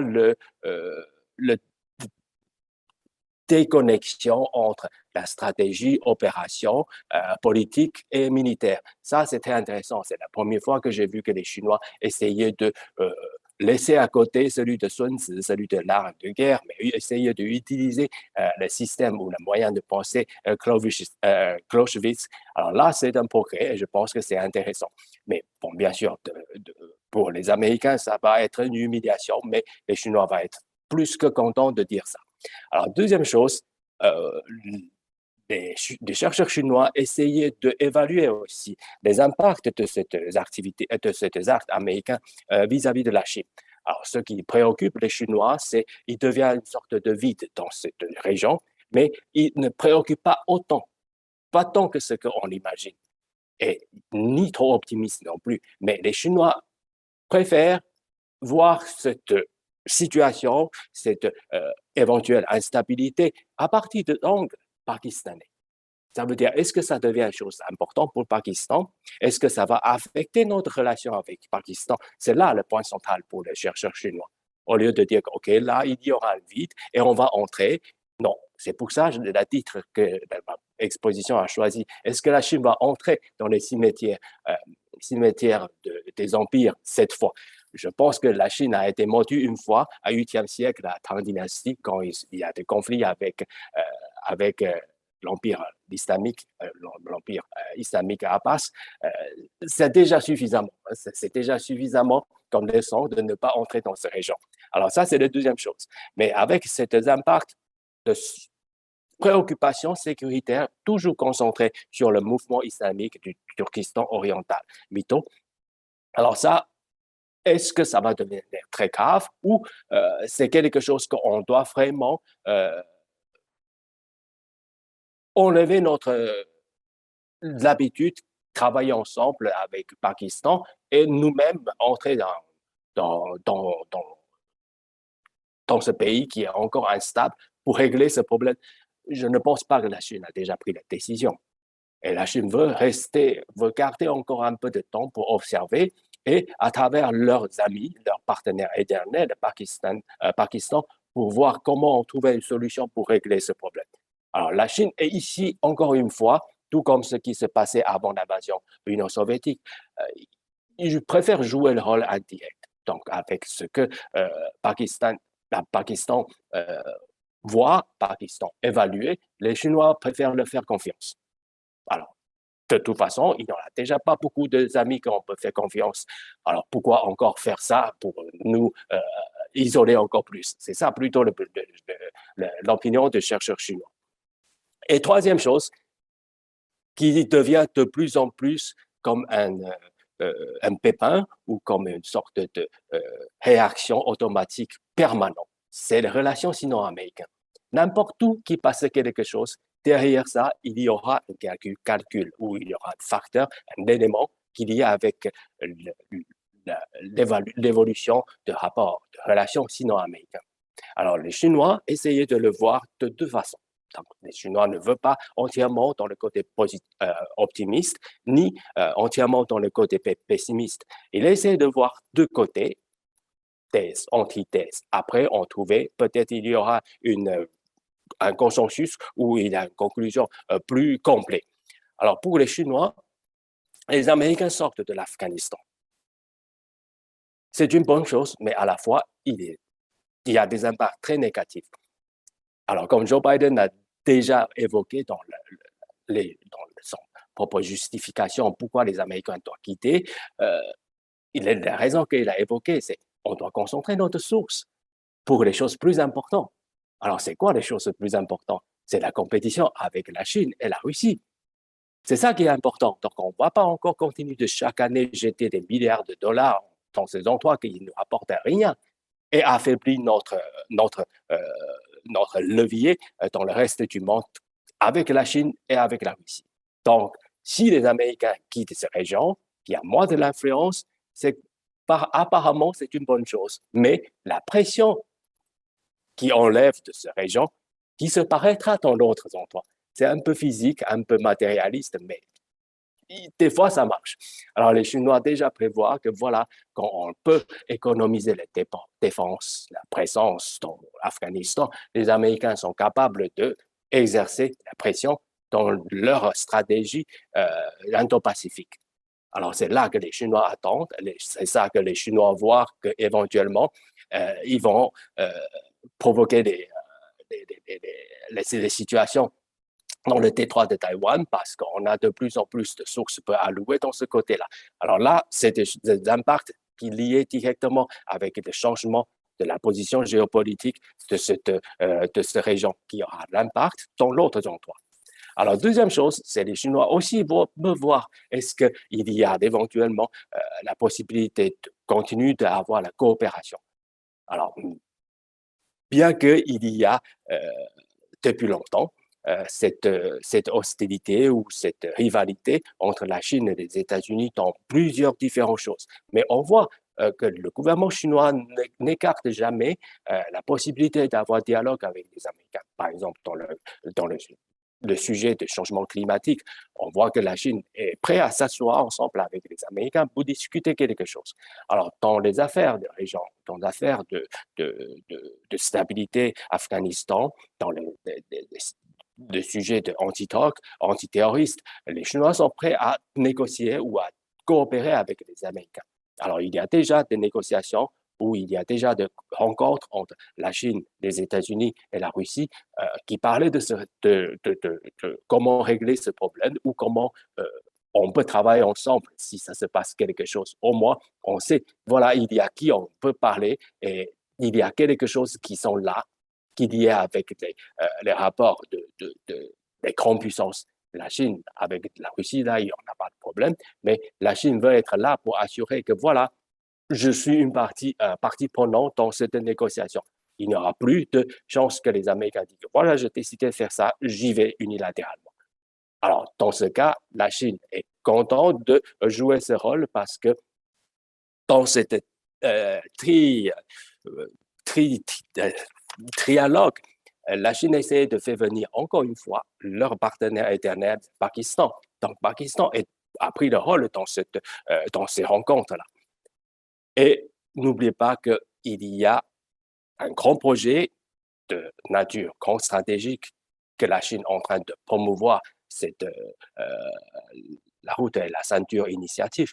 Là, il y a une grande partie, c'est comme une sorte de flagship projet qui va être affecté directement par ce changement dans l'Afghanistan. C'est le corridor économique sino-pakistanais. Alors là, il y a des situations qui sont liées avec le problème sécuritaire, donc la stabilité régionale est très importante. Et encore une fois, les Chinois tirent la conclusion. La stabilité ou instabilité de ce pays, Afghanistan, est directement liée avec Pakistan. Les Américains ont vu ça depuis très longtemps. Le moment où Obama a décidé de faire ou en train de discuter, est-ce qu'on doit faire augmenter le troupe? Bien sûr, Biden a été le plus fort opposant dans ce processus. On a déjà évoqué dans la discussion interne, le gros problème, ce n'est pas en Afghanistan, c'est à Pakistan. Alors, les Américains connaissent la situation, donc les Chinois, il n'y a pas de raison que les Chinois ne comprennent pas ça. Donc, tout au long de cette histoire ou des futurs proches, on va voir que la Chine va traiter ces questions ou décider c'est quoi les activités, c'est quoi les dernières étapes qu'ils vont faire en prenant comme considération le plus important, l'opinion et la position et l'impact pour Pakistan. Alors là, c'est ma conclusion. Merci beaucoup. S'il y en a des questions, je serais très content de répondre dans la période de questions. Alors ça, c'est la première fois que j'ai terminé à l'heure. Justin. Oui, et je t'en remercie, Ting Sheng, c'est super. Tu m'avais fait peur au départ, mais là, vraiment, on est en bonne posture. Merci à tous et aux autres collègues aussi d'avoir respecté le temps imparti parce que, essentiellement, ce que ça va nous permettre de faire, c'est d'échanger entre vous parce qu'il y a plusieurs éléments là, qui se chevauchent ou sur lesquels vous avez abordé mutuellement des enjeux. Cela dit, je vais laisser à Jonathan Paquin la relève d'assurer cette animation entre vous et avec l'audience parce que, comme je l'ai dit plus tôt, je dois m'extirper pour aller ailleurs. Donc, merci, c'est un plaisir d'être avec vous et au plaisir.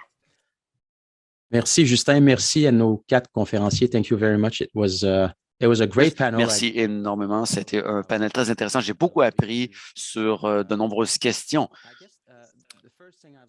La première chose que je veux vous demander, avez-vous des questions les uns pour les autres? Voulez-vous faire des commentaires sur ce qui a été prononcé par vos collègues du panel? Sinon, j'ai quelques questions. Je vois que dans la section questions-réponses, nous avons quelques questions, des questions un peu longues. Une question générale et vous pourrez répondre à tour de rôle. J'aimerais revenir sur la stabilité ou l'instabilité en Afghanistan. Évidemment, avec l'arrivée des talibans à la fin du mois d'août, on a vite réalisé, pour ceux qui avaient détourné le regard de l'Afghanistan, qu'une autre force politique était présente dans le pays, l'État islamique du Khorasan. Pierre Jolicoeur en a fait mention tout à l'heure notamment. Évidemment, ce groupe ou cette organisation considère que les talibans sont des traîtres, qu'ils ont collaboré avec les Américains. Et donc, leur objectif, de ce que je comprends, c'est de renverser les talibans pour établir donc un État beaucoup plus radical en Afghanistan. Si la situation devait redevenir très problématique en Afghanistan, si le pays devait véritablement retourner dans le chaos, quelle serait la réponse de la Russie et de la Chine? Est-ce qu'on peut anticiper une présence accrue de leur part en Afghanistan ou au contraire, est-ce que vous pensez que Chine et Russie chercheraient simplement à retirer leur billes en attendant que la situation s'améliore, disons?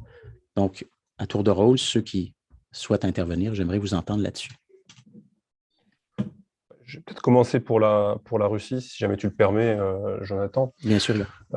Évidemment, si on se place dans le scénario du catastrophe que tu décris, un scénario du pire, donc avec reprise des hostilités tel qu'on a pu le connaître à une certaine époque avant l'intervention américaine, je pense que pour la Russie, ça va être évidemment la prudence dans la mesure où je ne vois pas de scénario avec une intervention directe militaire de la Russie.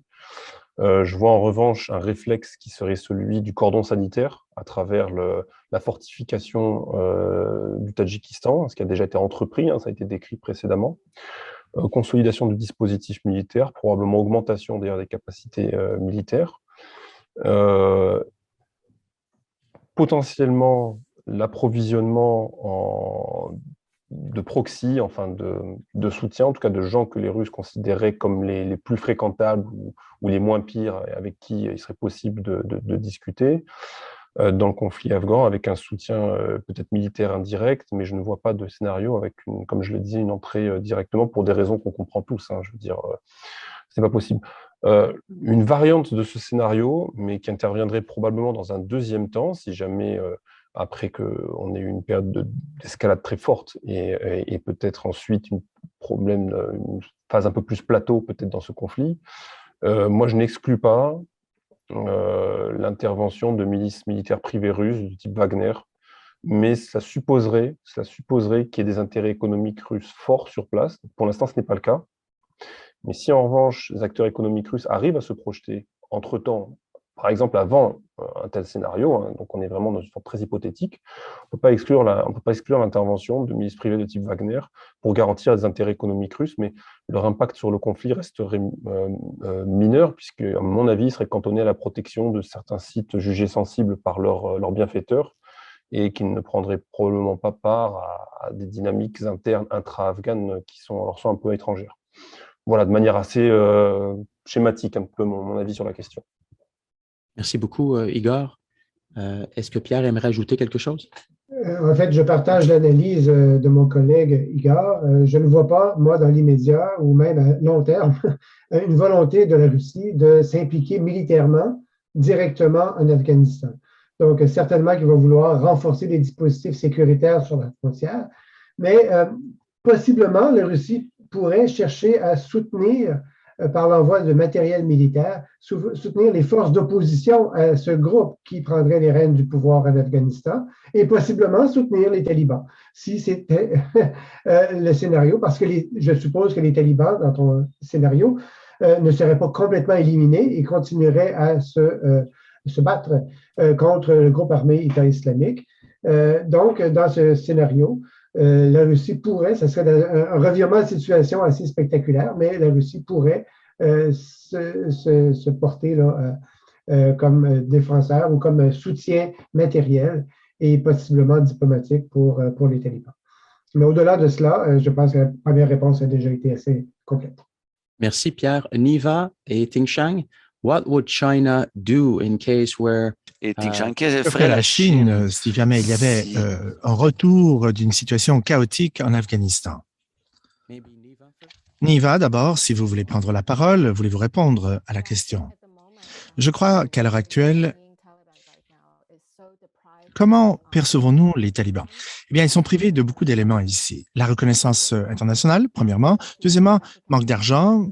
Ils n'ont pas accès aux comptes bancaires de l'ex-gouvernement afghan. Récemment, l'ambassadeur afghan en Chine a quitté son poste parce que on a révélé qu'il n'avait pas été payé depuis 6 mois après la prise du pouvoir par les talibans. Donc, il est juste de dire que c'est le cas également de plusieurs diplomates afghans partout sur la planète.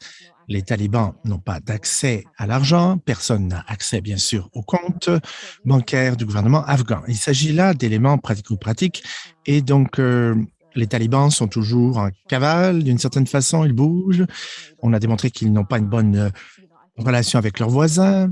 La stratégie de la collectivité, communauté internationale, c'est simplement de faire une certaine dotation jusqu'à ce que les talibans puissent s'engager concrètement pour faire face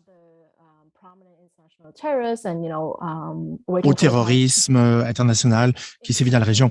Et donc, afin d'intégrer, de créer une intégration du pays avec le monde moderne.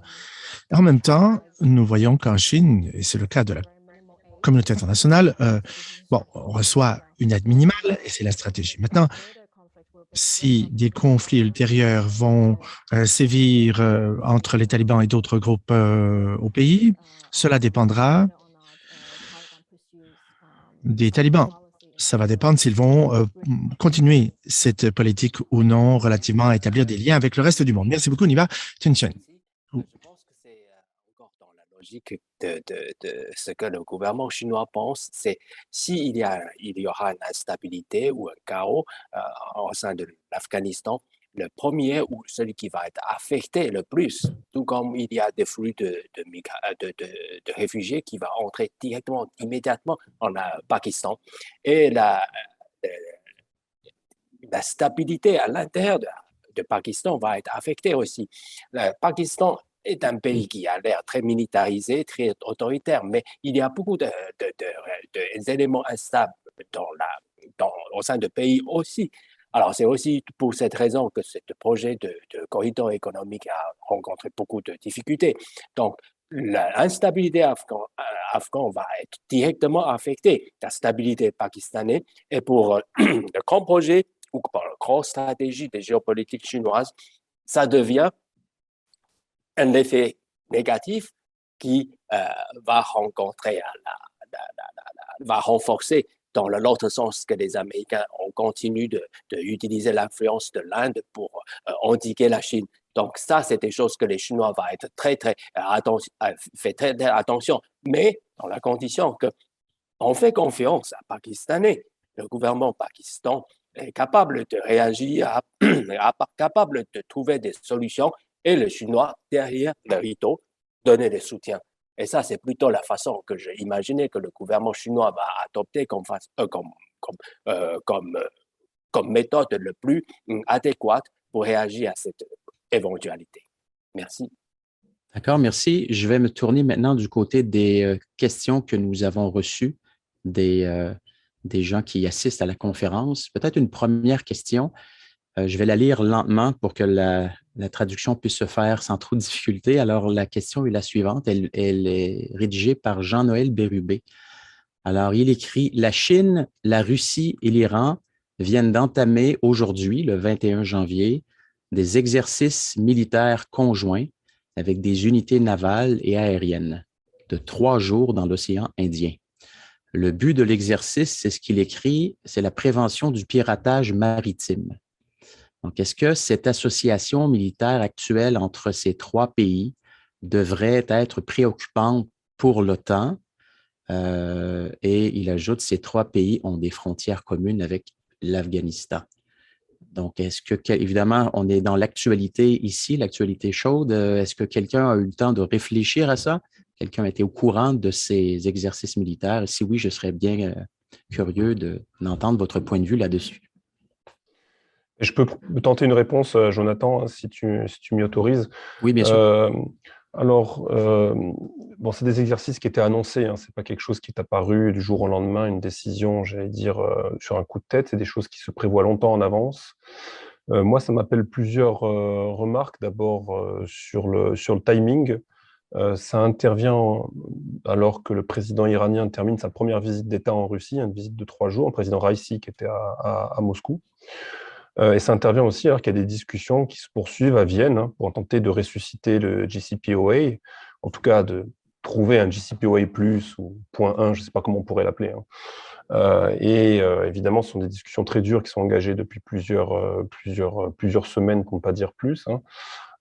Évidemment, on sait bien que dans ce contexte-là, les Russes, les Chinois sont quand même plutôt à des parrains de l'Iran, hein, que des opposants dans le contexte du JCPOA. Et donc, je pense que ça vise à consolider, voilà, la posture de l'Iran, la posture de négociation de l'Iran, à essayer d'apporter un espèce de soutien un peu plus affiché au pouvoir iranien.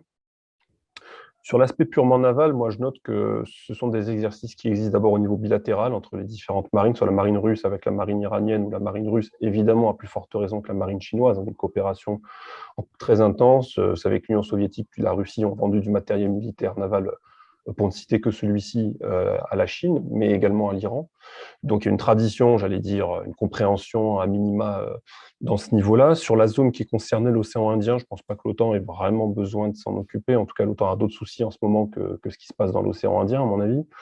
En revanche, c'est une zone qui a la croisée des intérêts aussi bien de Pékin que de Moscou et de Téhéran, hein, puisque les Iraniens veulent exporter de l'énergie, les Chinois en achètent, en ont vraiment besoin. Les Russes, en tant que puissance énergétique majeure, sont évidemment concernés par des choses qui peuvent affecter le marché de l'énergie. C'est une zone qui est hautement sensible pour les transits de tankers et autres. Donc, je pense que l'idée, c'est évidemment de montrer qu'il y a une forme de relative convergence de vues sur la situation dans cette région et sur quand même une stabilité dans le contexte que j'ai indiqué. Alors, s'il y a plutôt, je dirais, une mauvaise nouvelle pour quelqu'un par rapport à cet exercice, si vraiment on va chercher, moi je dirais plutôt les Israéliens, hein, puisque les Israéliens, on sait, sont sur une ligne très très dure à l'égard de l'Iran. Ils sont toujours pour plus de sanctions, plus de containment de l'Iran. Évidemment, voir les Chinois et les Russes s'afficher aussi ouvertement avec les Iraniens, ça ne doit pas vraiment leur plaire, mais au-delà de ça, il n'y a vraiment rien de très, très critique, si ce n'est, et je termine vraiment là-dessus, qu'il était question, soi-disant, que les Iraniens achètent du nouveau matériel militaire à la Russie lors de cette visite à Moscou. On ne sait pas grand-chose, à vrai dire, pour des raisons à peu près évidentes, surtout que les Iraniens n'ont pas vraiment d'argent pour se permettre ce matériel-là, mais je pense que c'est aussi inscrit dans ce contexte, de coopération militaire en général. Merci, Igor. Point de vue sur la Chine ou réaction de la Chine? Ça va? Quelqu'un d'autre veut intervenir là-dessus? Je pense que des exercices navals est toujours quelque chose de très délicat parce que la Chine a conscience, la Chine est consciente que leur retard dans ce domaine sur les techniques ou des exercices ou la manœuvre de la force terrestre, c'est beaucoup plus facile à rattraper, c'est beaucoup plus facile d'établir une sorte de modèle de coopération avec les alliés, mais dans les domaines navals, c'est 10 fois ou 100 fois plus de complications. En plus, on l'ajoutait encore les aériens. Tout ça, c'est des choses qui est de point fort des États-Unis, ça peut dire point fort de l'OTAN. Et on a encore on a une longue distance à rattraper. Les Chinois le connaissent très bien, même si dans l'échelle quantitative, la Chine est déjà une grande force navale, mais par rapport avec les États-Unis, par rapport avec les alliés occidentaux, il y a encore beaucoup de choses à rattraper. Les Chinois ont pris 15 ans pour pouvoir essayer de participer régulièrement dans les activités anti-pirates et on commence à peine d'avoir cette capacité de se dire que voilà, on est capable d'envoyer notre bateau, notre flotte à aller un petit peu plus loin. Alors, considérant que l'océan Indien est un des voies maritimes de communication maritime extrêmement important pour l'économie chinoise. Cet exercice va durer et ça va répéter, quel que soit le partenaire qui participe à ces activités-là. Ça pourrait avoir en même temps le sens symbolique pour choisir le timing, montrer quelque chose, mais à la fois, il y a des raisons très pratiques. Si on veut avoir, si jamais ça se passe quelque chose, qu'on veut avoir l'aide des autres, c'est pas n'importe comment passer un coup de fil, les gens peuvent venir. Non, il y a des réétablissements de paramètres de communication. Toutes ces choses-là, il faut pratiquer. Pratique, c'est ennuyant, mais si on ne pratique pas ça, à le moment critique, ça va être un chaos total. Donc, je pense que on ne doit pas le regarder avec la façon trop grave, mais je pense que c'est nécessaire et c'est très important. Sinon, il n'y aura pas de Pacific Rim que les Américains le font une fois par 2 ans, tout le temps, avec tous ces partenaires de Pacifique, de l'Europe, avec des centaines de bateaux tout ensemble. C'est pas pour jouer, c'est pas pour montrer satisfait cette fierté de la grande puissance. Il y a des raisons vraiment très pratiques et très, très utiles dans ce type d'exercice. Merci. Merci Ting-Shan. Il nous reste moins de 20 minutes pour la période d'échange. Il y a plusieurs autres questions. Alors, Niva, would you like to add something on this, on the last question? Voulez-vous rajouter quelques éléments relativement à cette dernière question? Oui. Alors, je vois qu'il y a eu un délai peut-être, donc je ne peux peut-être pas intervenir nécessairement. Voulez-vous répéter la question? Eh bien, la Chine, la Russie et l'Iran font des exercices militaires, des manœuvres actuellement dans l'océan Indien. L'objectif étant d'éviter la piraterie, j'oublie le mot en anglais. C'est la sécurité maritime essentiellement. Est-ce que vous diriez que ce type d'exercice militaire est perçu comme un problème éventuel ou possible pour l'OTAN? Qu'est-ce que cela évoque en vous? Est-ce que c'est pertinent à notre sujet d'aujourd'hui qui porte sur l'Afghanistan? Eh bien, Igor a dit aussi que tous ces récents développements avaient été planifiés. Juste parce que ça a été signé récemment, cela ne veut pas dire que nécessairement, que ça reflète une situation qui ne serait survenue que maintenant. Et donc, ça remonte à quelque temps. Bon, maintenant, pour l'alliance avec la Chine, bon, l'autre élément important, c'est l'inclusion de l'Iran dans l'organisation de collaboration de Shanghai, donc qui remonte à l'été dernier. Les pratiques de confinement, pratiques que la Chine et la Russie ont considérées, ce qu'ils ont conclu, c'est qu'il faut s'assurer qu'autour de l'Afghanistan, les frontières soient sécurisées. Et donc maintenant, on parle du deuxième pays où il y a le plus de réfugiés afghans. Et donc, en termes de contrôle frontalier, en termes de services secrets, il y a des noms qui sont partagés entre les officiers frontaliers entre les deux pays. Et donc, il y aura plus de volonté, plus d'engagement. En ce qui a trait à la sécurité, on va s'engager pour créer plus de sécurité entre la Chine, l'Afghanistan, l'Iran. Ce n'est pas une surprise pour nous. Je pense que c'est très naturel. Ce sont des conséquences naturelles de ce type d'alliance contre l'Occident, si on l'appelle ainsi. Et donc, relativement au commerce maritime, pour ajouter à ce que le professeur Ling a dit, Le commerce maritime, c'est très important pour la Chine, mais précisément parce qu'il y a une telle dominance des États-Unis relativement au commerce maritime, la Chine a bâti une route alternative pour le commerce maritime en Asie centrale. C'est le corridor mitoyen, comme on l'appelle, qui passe par le Kazakhstan et qui rejoint des traversiers sur la mer Caspienne vers l'Azerbaïdjan. Et donc, il y a même un tronçon ferroviaire qui rejoint l'Europe. Et donc, ce corridor commercial n'existe que depuis 10 ans. Il est élaboré et le gouvernement chinois finance tellement, il y a tellement de subventions chinoises pour cette route alternative que si le corridor maritime était empêché ou stoppé, eh bien, il y a une route alternative déjà en place. Merci. Une autre question qui est liée, je pense, au sujet que vous avez soulevé plus tôt. Cela est lié aux talibans comme étant un régime politique. Il y a une question donc qui est celle de Frédéric Côté. Une question qui a été envoyée plus tôt, qui nous est parvenue plus tôt. Le gouvernement taliban est un joueur géopolitique très important, un facteur très important pour pouvoir calculer l'apport des différents États dans la région. Alors, la Chine et la Russie font-ils quelque chose pour s'assurer que les talibans demeurent une force de cohésion? Font-ils quelque chose pour empêcher la radicalisation du régime taliban en Afghanistan? Et si c'est le cas, diriez-vous que l'approche de la Chine et de la Russie est différente? Qu'elle diffère de l'approche de l'Union européenne ou des États-Unis relativement aux talibans en Afghanistan? Voilà, c'est ma traduction personnelle de ce que j'allais dire. Bon, français. Bon, parfait, merveilleux. Je me rappelle qu'on est toujours sur le canal anglais ici, donc... Alors, je dirais que nous devons nous rappeler que la Chine et la Russie ont des intérêts très différents en ce qui a trait aux talibans. La Chine a des conséquences très directes.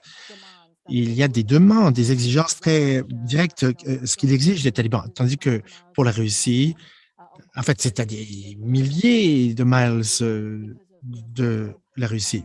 Et parce qu'il y a des intérêts internationaux. En fait, pour la Chine, c'est beaucoup plus urgent en ce qui a trait à ses propres intérêts. La Chine a eu des pourparlers privés avec plusieurs leaders talibans. Il y a plusieurs divisions aux talibans, donc plusieurs factions, en Afghanistan. Et donc, il y a des leaders de groupes ethniques qui sont dans différentes régions de l'Afghanistan et les talibans ne contrôlent pas nécessairement la région. Donc, il y a plusieurs divisions. La Chine a échoué dans sa tentative d'unifier les forces en présence à cause du facteur ethnique. Il y a les Ouïghours, etc. Et donc, les talibans n'abandonnent pas leurs amis et cela est très naturel. Si vous avez œuvré, travaillé dans cette alliance parmi des gens depuis des décennies, vous n'allez pas les abandonner simplement juste parce que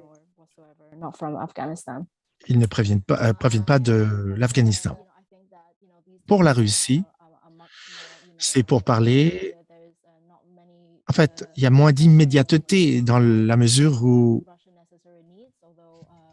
il y a moins de demandes en ce qui a trait à la Russie. Les experts diraient aussi que la Russie a aussi des besoins urgents, mais du point de vue de la perspective chinoise, jusqu'à maintenant, c'était presque impossible à unifier. Et j'ai eu des conversations avec certains ex-membres des services secrets, des officiers militaires qui avaient travaillé avec le gouvernement afghan et qui ont quitté l'Afghanistan. Et depuis les 6 derniers mois, les talibans sont extrêmement divisés dans leur position vis-à-vis de la Chine. En janvier 2022, c'est un secret de polichinelle. Les talibans sont très divisés. Vont-ils travailler avec la Chine ou non? Bon, plus précisément, il y a cette question qui a trait à l'islamisme. Ils ne peuvent abandonner leurs amis, bien sûr, mais c'est une question très importante. Xinjiang partage une frontière avec l'Afghanistan. Il y a des liens historiques qui existent et donc on a manifesté un intérêt concret. La diaspora outre-mer s'est intéressée à l'Afghanistan, égard au contexte actuel. Donc, c'est très difficile pour la Chine actuellement de bien gérer la situation et je crois que Cela fait en sorte que c'est encore plus important de bien communiquer avec tous les membres des talibans, d'améliorer les relations, de cultiver ces relations pour utiliser le facteur de levier que la Chine aime utiliser davantage dans la région et dans le monde. Merci beaucoup, Niva. Et j'ai une question pour Ting Shen. Ting Shen. Et c'était très intéressant que la Chine regarde l'Afghanistan à travers le prisme de sa relation avec le Pakistan. Et tout au long de la guerre en Afghanistan, les Occidentaux se plaignaient du fait que le Pakistan ne jouait pas franc jeu, que le Pakistan était avec la coalition américaine le lundi, mercredi et vendredi, mais qu'elle était avec les talibans le mardi, le jeudi et le samedi. C'est souvent l'expression qu'on utilisait pour faire allusion donc à son double jeu. Mais on disait assez peu de choses du rôle possible de la Chine derrière le Pakistan dans le double jeu du Pakistan en Afghanistan.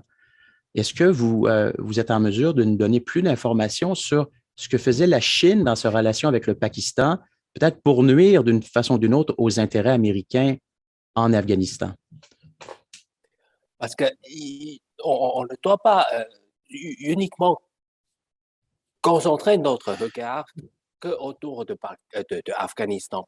Avant qu'il y ait quelque chose qui se passe en Afghanistan, il y a déjà cette gros paysage de géopolitique qui est en place. C'est le rapport triangulaire entre la Chine, l'Inde et le Pakistan. Alors, le rapport ou les relations l'hostilité entre le Pakistan et l'Inde, c'est une source de le choix de la Chine. Alors, la Chine a choisi le Pakistan comme un partenaire qui va durer longtemps. C'est un choix conjonctuel. Ce n'est pas parce que les Chinois partagent quoi que ce soit comme valeur ou comme racine commune avec le Pakistan. C'est tout simplement parce que l'Inde, pendant la guerre froide, est dans le côté de l'Union soviétique, alors la Chine doit choisir l'autre. Alors là, une fois choisir, les Chinois préfèrent que la relation va durer longtemps. Alors, dans cette situation, dans ce cas concret, je pense que dans le cas de la Corée du Nord aussi, une partie correspond à cette critère. C'est je vous donne si beaucoup d'affection, si vous me retournez pareil, on va continuer ça jusqu'à très longtemps. Alors, c'est pour ça que les Chinois a joué cette dépourvu dans le problème de Kazakhstan aussi, parce qu'il y a des vieux amis qui a été tout à coup renversé. Il était un peu pris comme surprise et dans une situation un peu embarrassante. Alors, dans ce cas, la Chine, inévitablement, devrait regarder toutes les choses dans l'Asie du Sud avec comme première préoccupation la situation du Pakistan. La situation du Pakistan, ce n'est pas idéal non plus. Ce n'est pas un pays qui a un grand taux de croissance économique ni de stabilité interne. Donc, c'est un ami qui a besoin de l'aide. Alors, si on a déjà choisi le Pakistan comme un ami, on doit essayer d'être cohérent. C'est plutôt ça que les Chinois pensent. Au lieu de penser comme, voilà, ce pays-là qui a joué un rôle où certaines situations comme le tourne sans cesse leur direction dans la guerre en Afghanistan, on commence à douter de la crédibilité. Je pense que la Chine est d'accord avec ce que le comportement, les réactions du Pakistan tout au long de ces 20 ans de la guerre, parce que l'importance pour le Pakistan, si on regardait avec la calcul stratégique du Pakistan, de Islamabad, tout ce qu'on veut éviter le plus possible, c'est on voit un régime afghan qui est proche de l'Inde. Et c'est ça qui va être très, très dangereux pour la situation du Pakistan, parce qu'il va devenir un sandwich qui va être pensé par les deux côtés.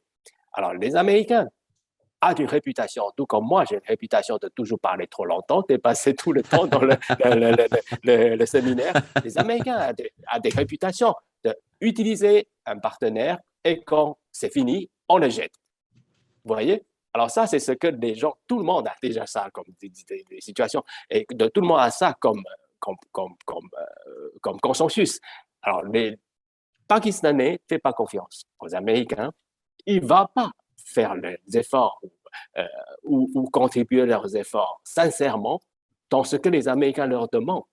Alors, par exemple, le cas d'assassinat ou l'exécution de Ben Laden, qui est à l'intérieur du territoire pakistanais, sans avoir été prévenu. Alors, après ça, le Pakistanais est vraiment très fâché. Il a coupé toutes les possibilités d'approvisionnement militaire à travers leurs ports, entrer en Afghanistan, et va forcer les Américains à aller contacter les Russes par l'Asie centrale pour approvisionner leurs troupes. Alors là, c'est encore une fois confirmé qu'il y a des amis qui font des choses toujours cohérentes et il y a des gens qui nous utilisent de la façon utilitariste ou opportuniste. Alors, si on veut trouver une leçon pour autant, c'est peut-être cette l'attitude de méprise des autres ou ne respecte pas la préoccupation des autres doit d'abord et avant tout changer. Merci, Ting Shang. Il nous reste 5 petites minutes avant la conférence d'honneur qui sera donnée par Ben Roswell. J'ai une question beaucoup plus large qui nous sort un peu de la thématique de l'Afghanistan et c'est une question qui porte sur les tensions importantes qui ont lieu ces jours-ci entre la Russie et les États-Unis et l'OTAN, bien sûr, au sujet de l'Ukraine notamment, mais pas seulement. Peut-être pour Pierre d'abord, et j'aimerais vous entendre les autres ensuite si vous voulez ajouter quelque chose. Jusqu'à quel point les discussions et la dynamique des discussions diplomatiques entre Américains et Russes est suivie à Pékin et quel impact est-ce que la résolution ou non de ce conflit entre Russes et Américains pourrait avoir sur les relations entre la Chine et les États-Unis, notamment sur le dossier de Taïwan? Quel est le lien entre ces deux enjeux-là? Est-ce que vous avez une idée? Je vous prends peut-être un peu de cours parce que, encore une fois, la conférence ne portait pas sur cette thématique, mais comme ça, à chaud, vos premiers commentaires. Alors, effectivement, je suis pris de court. Mais cela dit, je dirais que la Chine observe évidemment avec attention les développements de ce front proche de l'Ukraine.